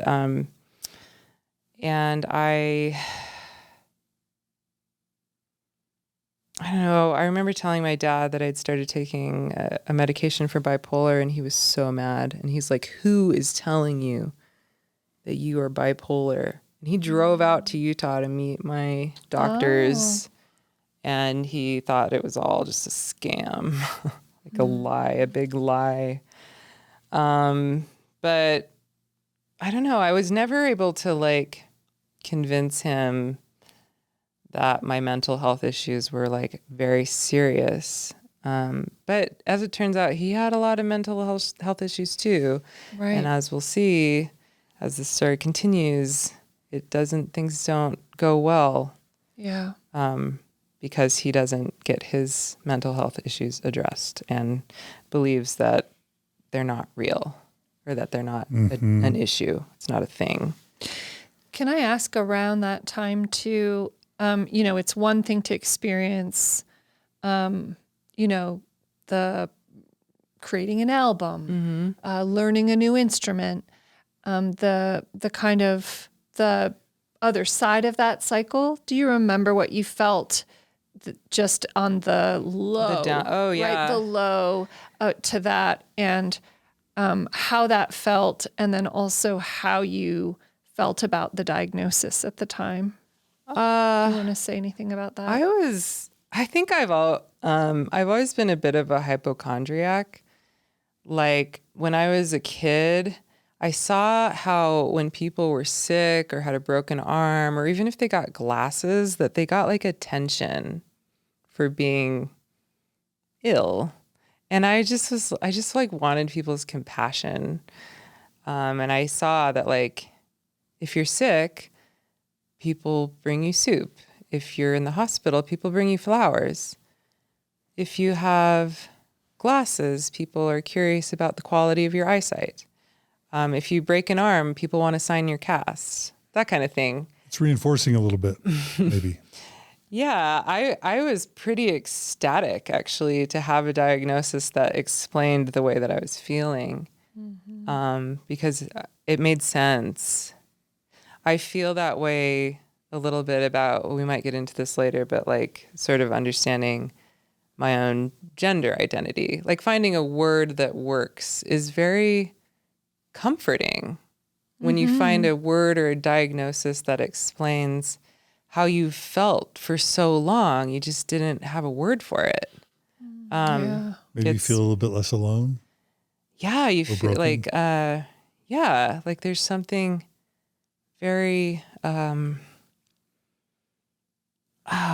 don't know. It's just like, it's like you know someone that you've known for a really long time, but you never knew their name. Like you didn't know the person's name. It's like the power of language. To have language to like labels, I think can be very dangerous, or they can be. They can be used against you, especially with mental health diagnoses. There's so much. What's the word? Like they get a bad rap. What's the word for that? There's a word. Stigma? Yeah, stigma. There we go. Thank you. So yeah, if you associate your personhood with a diagnosis of some kind, there can be a lot of shame around that. Same with a label about your sexuality or gender identity, like, and they can be used against you, or people can say you're just like using a label for whatever reason. But I really do think there are a lot of benefits to identifying things for what they are, for naming things. I mean, we don't like, I didn't have my children and just like not give them names. Right. Yeah. I have identified them with a label, and it's very helpful. It's very useful to have names for things. That's a pen. That's a legal pad. That's a person named John. And this is a manic episode of Mormon stories. No. I mean, just in your life. Oh, yeah. Being Going able back to that. have language to understand your experience. Yeah. I mean, I prefer to refer to them as like intense creative periods. But when I am at the doctor and we're discussing my medication levels, we just call them what they are in that what's appropriate in that sphere. So it's all, that makes sense. There's tons of great art and creativity and inventions and innovations we wouldn't have without these creative bursts. That's just, it's part of the human experience. Yeah, but you were asking about the other side of it. Yeah, and I'm curious what language you use to describe that then. The lows? Yeah. Just depression and hell. I mean, you talk about bringing up that embarrassing M word, masturbation, like I would feel like, again, like I'm a very visionary, like visual, like I envision things. And I would feel like I was literally like being raped by Satan but like enjoying it. And that made me even like a sicker person. And then that would just lead to down the self-harm road. And I know I wrote like a letter. at the time. I had a document on my goodbye letter on sorry, I shouldn't laugh, on my laptop. And then I've got to introduce my friend. Wait, you're saying it's kind of a suicide Oh, yeah, letter? yeah. I thought about it all the time. I really wanted to. I was so tormented. I really wanted to. And my doctor would be like, well, the medications you have aren't going to do the trick. But okay, so this is about Can I ask a quick question? Oh, well, you want to talk about a friend? Is this changing subjects or? It's sort of related. It's related. Okay. Because I have a question about the church and your bipolar symptoms. Yeah. But tell me when the right time is to ask. No, ask me. Okay. So, can we put a pin in whatever you're about to say? It'll come back. Yeah. I don't want to lose it. Okay. No, what was it? Because mental illness happens inside and outside of Mormonism, right? Mm-hmm. And there's probably degrees to it. You mentioned yourself, your dad has had mental illness, and I wouldn't be surprised if maybe your my mom had too. Totally. If I look back, yeah, I wouldn't be surprised if she were bipolar. When you look at her religious fanaticism, yes. how high that made her. Yeah. Have you learned the term scrupulosity yet? Is that something you've bumped into? So there's a form of obsessive compulsive disorder, or OCD, that's religious OCD, and it's called scrupulosity. Interesting. Like some people with OCD hoard, or some people obsessively wash their hands, or clean, or organize, or worry about safety, or ruminate. Yeah. One form of OCD is to be hyper-religious and hyper-worried about religious worthiness and purity. Yeah. And that's a thing, and it's called scrupulosity. Scrupulosity. And That sounds, again, I love collecting diagnoses such as these, but that does seem to describe me well. And I will say that in recent appointments with my psychiatrist, we have talked about OCD a bit and how the way that I think and invasive thoughts. And so that totally seems like it could be a thing. there are a few Mormon Stories episodes where I studied scrupulosity for my master's. So that's why I know about it. Yeah. Well, what I was going to ask is, it would be really easy for those who are like mad at the church or frustrated at the church or processing the church to say, look, the church sex shamed you, purity culture shamed you, and so you developed bipolar. But it's probably not that simple, because it could have been that regardless of whatever culture you ended up in your early 20s, it may have happened. It may have emerged anyway. So how do you tease out, if you even need to, how much the Mormon church is or isn't even responsible for this? Here's what I have to say about that. People like, this is, I'm going to bring up this story this example, because I think it plays well. I was with my 10-year-old like a week ago or something. And earlier, months and months ago, my depression was in a bad state. I made the mistake of going off my medications for a while just to kind of see where I was at. I don't recommend that. So my depression was really bad, and I was in my bed a lot. I was not leaving my bed, or I was stuck in bed a lot. And I told my 10-year-old, like, I'm struggling a little bit with my depression, and that's why I'm this way right now. And then, so then some time passes, and he's like, Mom, can you go downstairs it was nighttime. Can you go downstairs with me? I need to get a drink. And I was like, I really don't want to get out of bed, but I do need to take my medication, so I'll go down with you. And he's like, what's your medication for? And I was like, well, they're like my happy pills. They help me with my depression. And he's like, are you depressed because you have us? Because you have kids? And I said, no, I'm not. Like, having children didn't give me depression. Sometimes the stress of parenting aggravates my depression, but it's not the cause at all. Like, I had these symptoms well before you were born. I had symptoms when I was a child. It's not you at all. Please don't blame you. And so I would say that about the bipolar as well. Like, we kind of skated over my childhood without talk of mental illness, but a little bit though. Mm-hmm. You notice how much I was crying. Like, there was also like how well I was doing creatively, musically, with art, winning competitions. Like, there, and you could even like with my religious experiences, the high, the ecstasy, the visions of light that I was having during those times, like these are all like very like early symptoms. And then you look at like my mom leaving and how disruptive my childhood was, the violence present there, you know. So I would say that going into the church BYU environment aggravated these things, but I do not at all think they were the source. Perfect. Thank you. You're Yeah. welcome. And I'm having your child ask you whether they're the reason for your depression must have been triggering for you, given that you wondered whether you were the reason why your mom left. Oh, Although yeah. maybe like you didn't maybe a little bit of that where you think, you don't want them to be carrying that. yeah, I mean, I don't know if that crossed my mind in that moment, but yeah, you don't want to think, it's not his fault. Yeah. But, you know, I think especially in the part 3 of this, we'll get more into like postpartum depression, having more children than I can manage, especially given my mental health history. Mm-hmm. Yeah.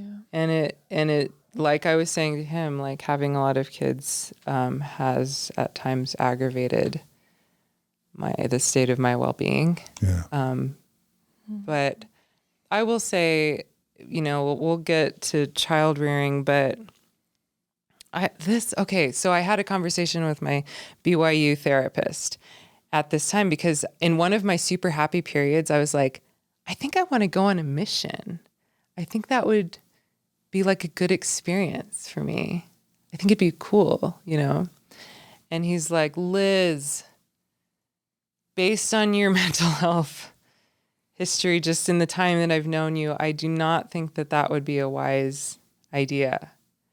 And I think it's so interesting that the church is careful about sending people on missions who have mental health issues, knowing that missions are very strenuous, they're very demanding, they're physically strenuous, they're stressful, they're hard.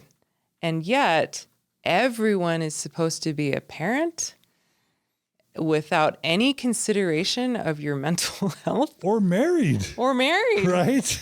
It's not just married or parenting. Yeah. Yeah. Like that's everybody, right? Like encourage, as if that, and I'm sure I'll say it again, but I have come to believe, especially after having 5 children and seeing what it takes, that having children is not for everyone. Mm-hmm. And I see, you see children suffering and being abused by parents who are not in control, are not handling it well, the stress of it.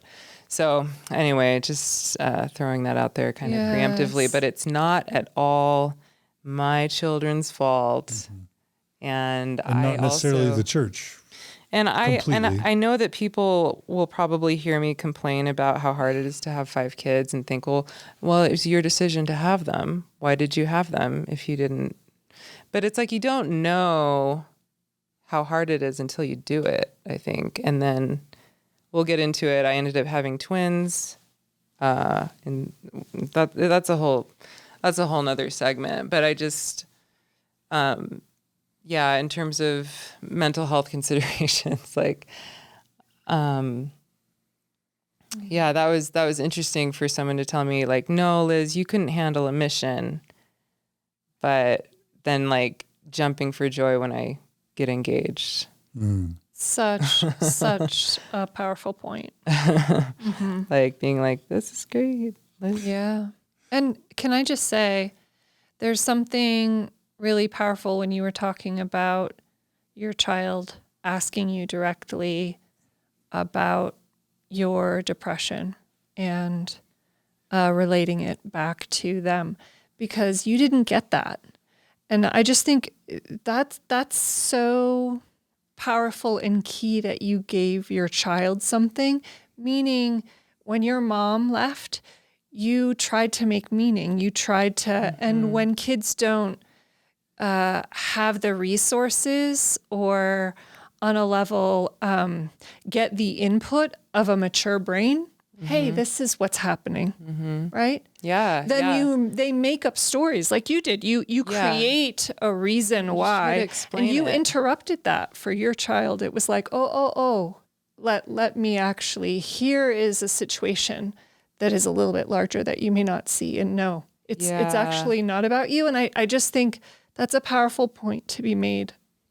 I hope that he remembers that and doesn't blame himself for the way that I behave or am the way that I am. And I mean, I had a friend who had a hysterectomy because she's dealt with so much depression and mental illness that she didn't want to pass those genetics on to any children. She didn't want to have children because she didn't feel like it was responsible to pass on those those mental health genes. And so that's definitely something that I did consider when having children. But I am watching them like a hawk in terms of watching for signs of just trying to provide any and all resources they need to just thrive. Hopefully, it's hard, but it's on my radar. I don't think it was on my parents' radar. Yeah. Thank you so much for sharing. Oh, for sure. Yeah. And Liz, let me just say for today's episode, let's go ahead just for part 2. Let's end as BYU ends. Okay. And this may mean we do a part 3 and a part 4. Okay. Kind of marriage and kids and then deconstruction if you want. That sounds great. Because Yeah. Let's I've got just a couple.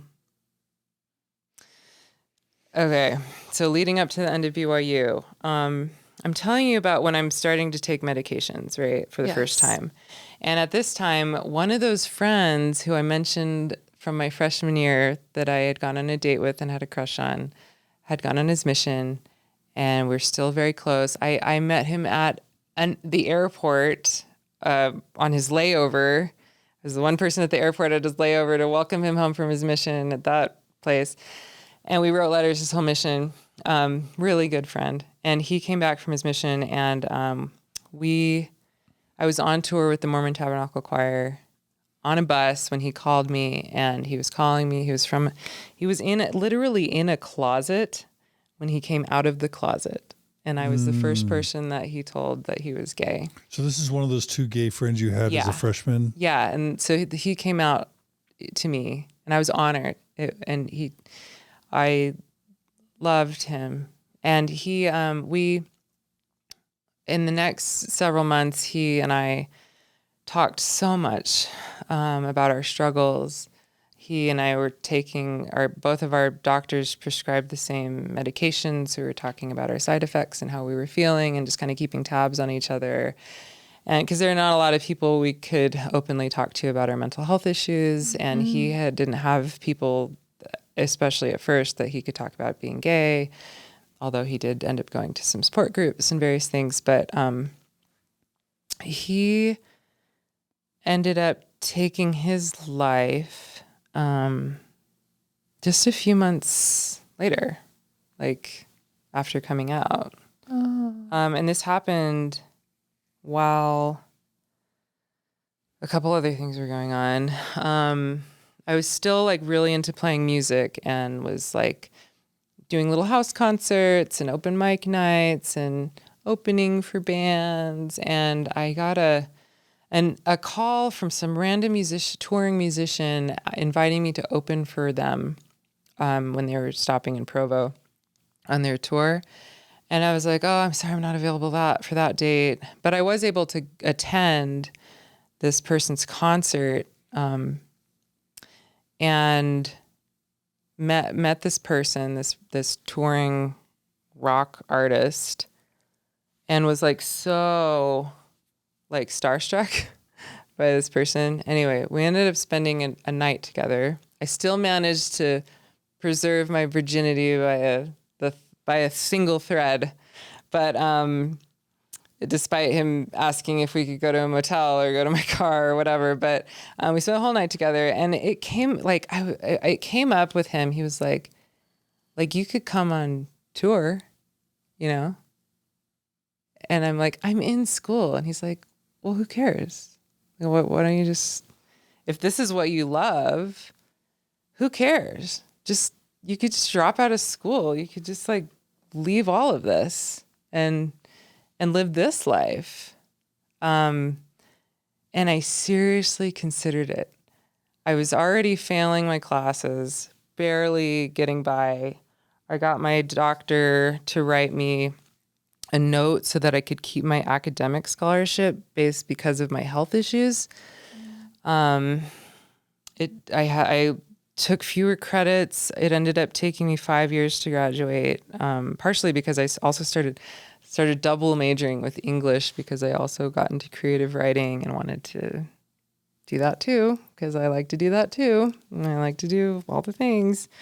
But there was a moment where I was like, this is the turning point. I think this is a great way to kind of end this episode. There was a point where I realized, like, I was like, do I stay at BYU in this place that I was beginning to recognize was toxic? Do I stay and do this Mormon thing, or do I just leave the church and go be a touring musician and be a real artist and let all of the limitations go and be free to be myself? I think that's one of the first times I thought that way, where like something is stifling me. And what if I actually did just walk away from school and church and just like do music, just like do that and be free of it all, sort of like a escapism, running away. But here was someone who I was seeing doing it and saying, you could do this too. Who's stopping you? And I really thought about it. But I had my roommates were like praying over me. They knew the state I was in and how much meeting this touring musician like really shook me. And of course I went to my bishop at the time and confessed my activity with this person, because I was still felt that obligation. I don't know. I just had to confess. I just couldn't not confess. So then I moved around a lot. So then I had another bishop, this new bishop, and this bishop was different than the others. He was different. He didn't have pictures of Jesus in his house. He had like a really modern, like very chic house, and he was like actually a cool person. And he wrote me a letter, a really beautiful letter, kind of just assuring me, unlike the other bishops, that like I was actually a really good person. Like, and he hoped that I would stay, and he hoped that I wouldn't follow this musician, who he actually happened to know who that musician was. Oh. So he kind of pieced it together as I was telling the story. But anyway, so I had this one encouraging bishop who's like, but then at the same time, a few months earlier, I had another bishop over the summer. I was in foreign language housing, Spanish housing. And this bishop there, I went to him and was like, I'm having a hard time here. And I'm struggling, and I just don't feel like I'm happy here. And he just frankly said, like, maybe BYU isn't the place for you. And I was like, but you don't know what it took for me to get here. You don't know what led me here. Like, I sacrificed so much to come to BYU, to be here, to do this thing. And I'm not feeling good here. I'm not feeling happy here. You don't understand. And I threw out like, I have depression. And he's like, oh, okay. But, but that moment when he was like, maybe BYU isn't the place for you. Yes. Did that land? Did it make it through? Well, here's the thing. That line has stuck with me. And then it will come back to me in one of the future episodes, where it's kind of the same voice saying, well, maybe the church isn't for you. Maybe you don't belong here.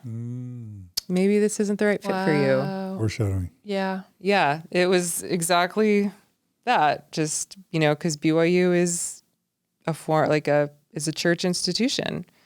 He was saying like, well, if you don't like it here, why don't you just leave? And that's how I've felt recently as well. If you don't like it here, maybe you don't belong here. Maybe you should just go. Cliffhanger. Mm-hmm. Now, I have at least 2 questions. Okay. I want to make sure you can cover anything else you wanted to cover in this part 2 about BYU, but I do have 2 questions. Should I jump in? Yeah. Okay, and then Margie, if you've got anything. So the first is about your gay friend who died by suicide.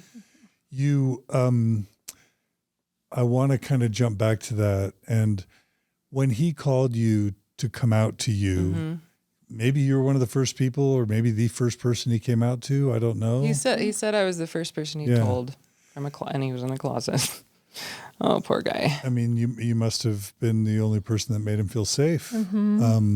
Yeah. What did he say was so hard for him? Can you describe what the conflict was for him? Of course, we've covered it hundreds of times on Mormon Stories now. But what did he convey to you was the conflict? He had just come off his mission, I know, it was... what was he struggling with? What was the nature of his struggle? I mean, he tried to date a girl after his mission, and it wasn't going super well. For him, I mean, he was so faithful. He went on a mission. He was so faithful, like he believed all of this. He was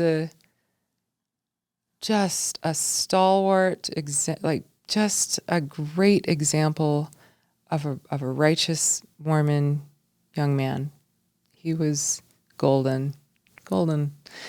And he was really, I think one of the things at the heart of his struggle was like how there wasn't, I mean, this is the way I'm phrasing it, but like, was there room in the plan of salvation for him?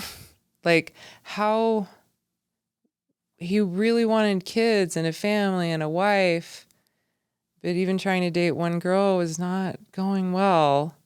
And like, it's just like he had envisioned his life looking a certain way and was now facing the reality that this is not, he's not who he just wasn't who he was. Fundamentally did not work with where he was in terms of what church he was a part of. And he didn't know how to make it work. Like, it's just, I mean, the mental gymnastics are exhausting. And I will probably refer back to the idea of mental gymnastics, but as certain doctrines start becoming questionable, or you start seeing things from a bit different perspective, then you start getting into the mental gymnastics as a sport. And what I feel is like those mental gymnastics in the sphere of Mormonism, it's as if you're like an Olympic, you can get so good at them. You can get so good at these gymnastics.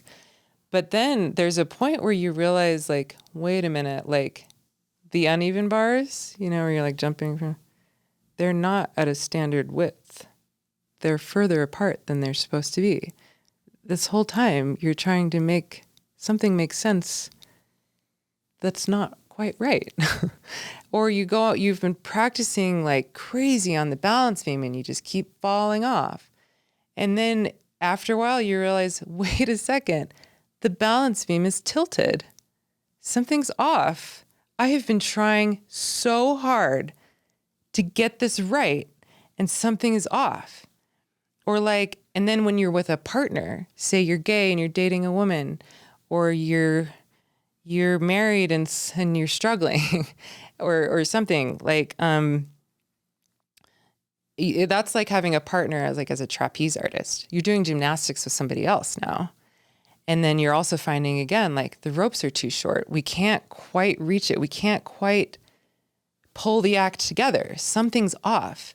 And it's not the gymnast's fault. It's not the gymnast's fault.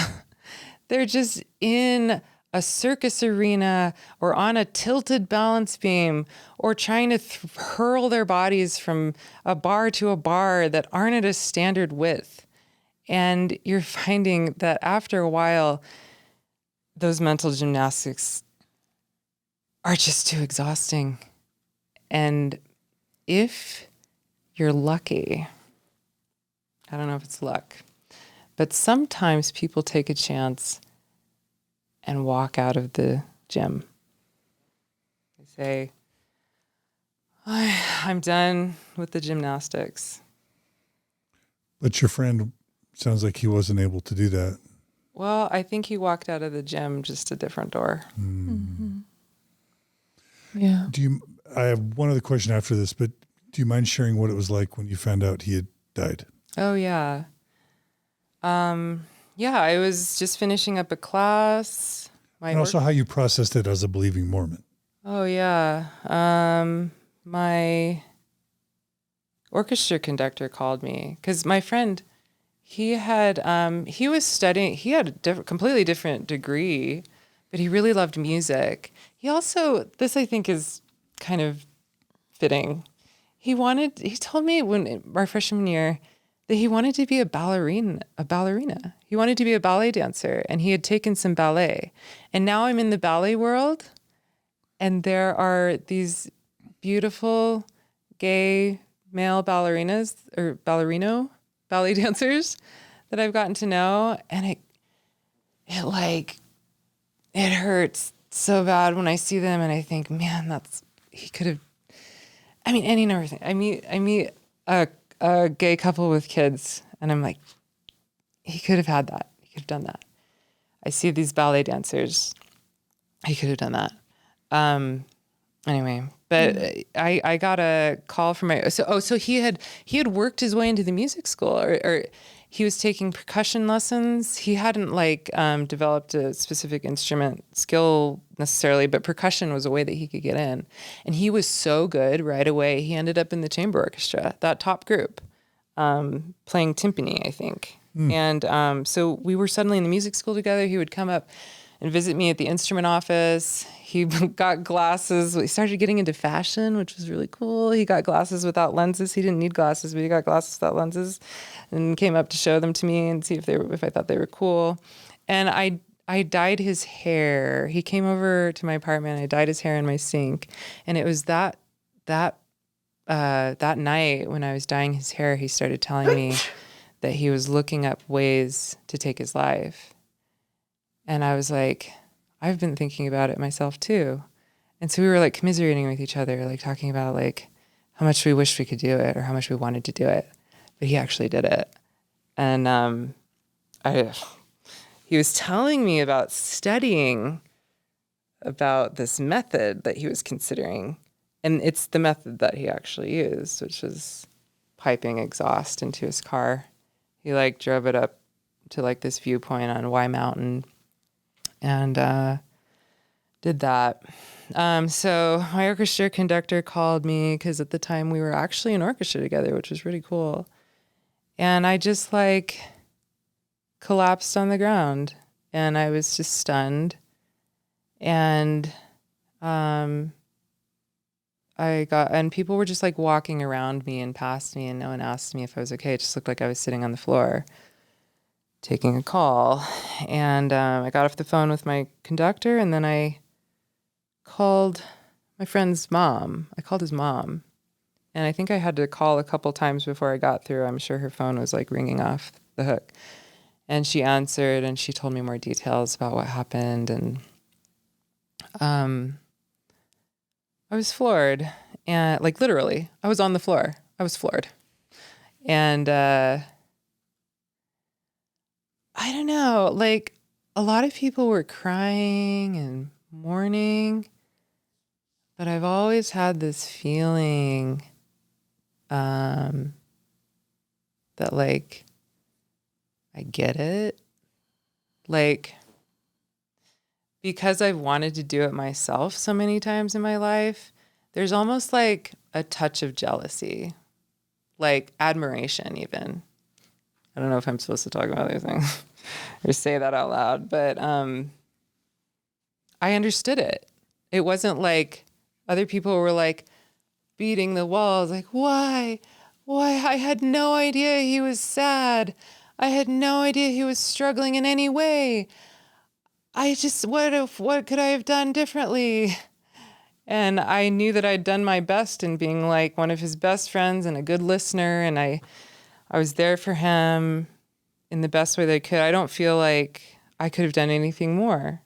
Like he trusted me and I was there for him. And I felt like I didn't feel like it was my fault. And I also didn't have that sentiment that other people were having where it's like, how could this have happened right beneath my nose? I had no idea.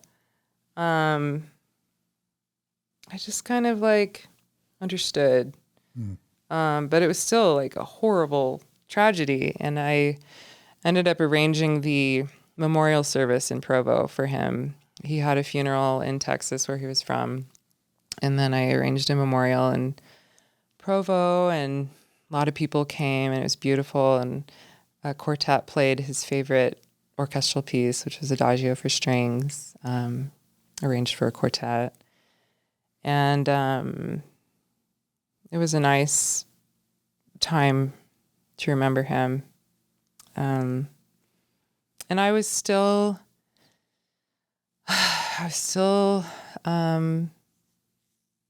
hanging on to my own faith. My faith was still fairly intact, I would say. I don't think his death rocked my faith because at that time I had made a decision that I wasn't going to leave the church. I wasn't going to be a touring musician.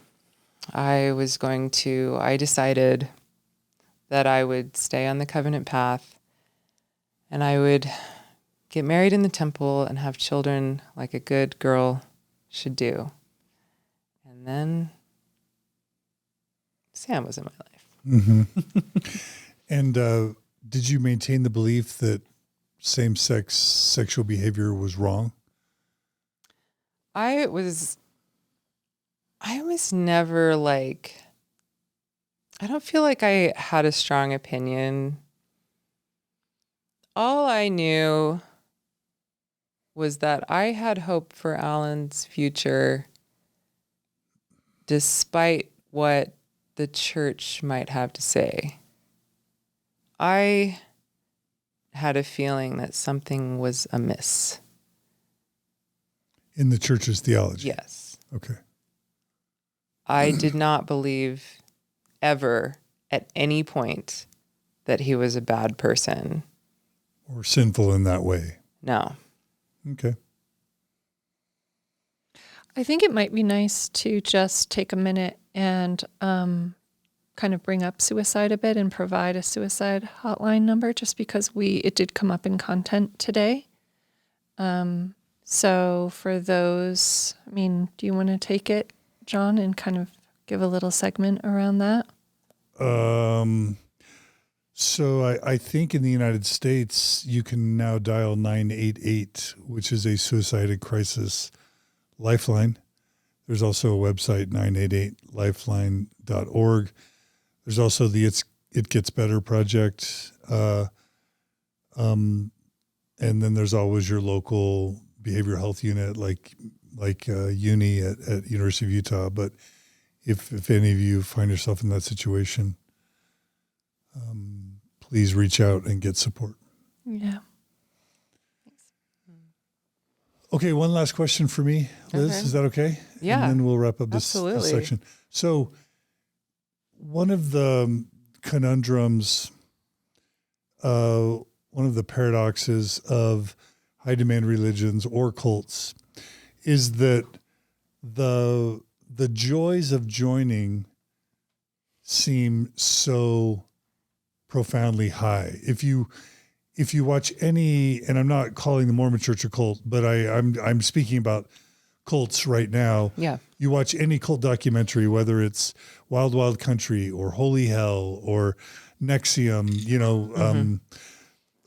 with Sarah Edmondson, The Vow, right? Going Clear with Scientology. You'll have all the members saying the good times in the high demand religion or cult were the best times of their lives, even after they left the cult, that the good times were better than anything they ever experienced. And that it really brought them important things, gave them community, gave them friendships, gave them meaning and purpose and identity. And it was exhilarating. Yeah. And so there's always this two-sided coin. Yeah. Because why would you be a part of it if it weren't fulfilling in some way? And not just fulfilling, but sometimes profoundly meaningful. Yeah. And that's how I perceived your Mormon, your dry Mormon experience in part one, right? Mm-hmm. And so like I'm leaving part one of your interview thinking, man, the Mormon church was great for Liz. Yeah. It was, I mean, you had a rough childhood and the Mormon church just jumped right in, and what's not to love about like and you end up a concert, bassist, like, so on the one hand, the path that it took me on. Yeah. So on the one hand, it's like almost salvific. And then there's this other side of the coin, which is, it becomes, once you actually join and then have to deal with the worthiness stuff and the shame cycle, it becomes so toxic. You're not sure you want to keep living. Yeah. Like, what a double side. I know. Isn't it just so funny that I would say the best and happiest year of my life was my freshman year at BYU before I got baptized. It was as soon as I got baptized that things started. It was like the top of I wouldn't compare it to a roller coaster because it's not fun. It was just the peak, and things started going downhill from there. And we will get to this, but I thought that getting married in the temple and following the covenant path and getting married and doing what was right and following the commandments would be the cure. Yes. Yes. That would be the answer. All the sense. So there's always that next step, right? Yeah, because if the church is what kept me safe, or what I felt was my safe place, now it was no longer safe. But if I could find a good marriage, that could be my new safe space. Yes, it's like maybe you could create that. Yeah, I needed a new home. I needed someone to protect me. Yeah. Protection. I was looking for someone who could provide and protect me. Yeah. And I found him. All right. Margie, any final things? No. Okay. Yeah. All right. Well, Liz, this part 2 has been amazing, just like part 1. So thank you for all the vulnerability. You talked about some really difficult stuff, including mental illness, self-harm, and suicidality. Sorry. And suicide. Oh, so heavy. No apologies. Your story is in no way singular. I won't be offended if somebody just tuned out because it was too much. Because like I called a friend the other day and was like, hey, I'm going through some stuff. And we hadn't talked in a really long time. And I paused partway through and was like, I paused and then was like, tell me if you need to pause, if this is too much. And it was the first time someone had said to me, actually, yeah, this is too much. Let's stop there. Yeah. So thank you for listening, for those who stuck with me this far. Well, thanks for your vulnerability, because it helps people not feel broken and not feel alone when they see their story in someone else's. But it takes courage for someone to be willing to be out there and talk about hard things publicly, very publicly in this case. I don't know. I'm a pretty open book. Yeah. Yeah, we're grateful for you. Thank you. Yeah. Well, everyone, please come right back for part 3, where we're going to be talking about, we're going to be seeing whether marriage and motherhood fixed everything for work? Liz. Marriage. It's so fun. And she'll have a different outfit for the marriage. Oh, wait till you see episode. my Relief Society cardigan. It's really pretty. You should come back just for that. Just for the Relief clothes. Society cardigan. So come back for part 3, and then part 4 will be Liz's deconstruction with Mormonism. Please subscribe if you're on YouTube or on Facebook. Please subscribe. We're trying to reach 100,000 subscribers on YouTube. That's really valuable for us because it helps us land better guests. And it also notifies you when new episodes come out. So it's a win-win. So please, it helps with the algorithm. So please subscribe. Thanks for everyone who donates to Mormon Stories and the Open Stories Foundation. If you want to donate, you can go to mormonstories.org, click on the donate button, become a monthly donor. But thanks for joining us. Also, we're going to be talking about Liz's song. Oh yeah. We're going to figure out where to include that. But Liz is going to be releasing a song that she's just finished recording. A single that has been that I kind of wrote in anticipation of this event, this podcast interview. And that's super special. So we'll look forward to that and just much, much more. So thanks for your support. Be good to each other. Be kind to each other. Get help if you need it. Call a hotline or visit a therapist or a behavioral health unit. If you need help, get support. There's hope. And I love you. Yeah. Yes, we care about you. Yeah. And thanks again. We'll see you all again soon on another episode of Mormon Stories Podcast. Take care, everybody.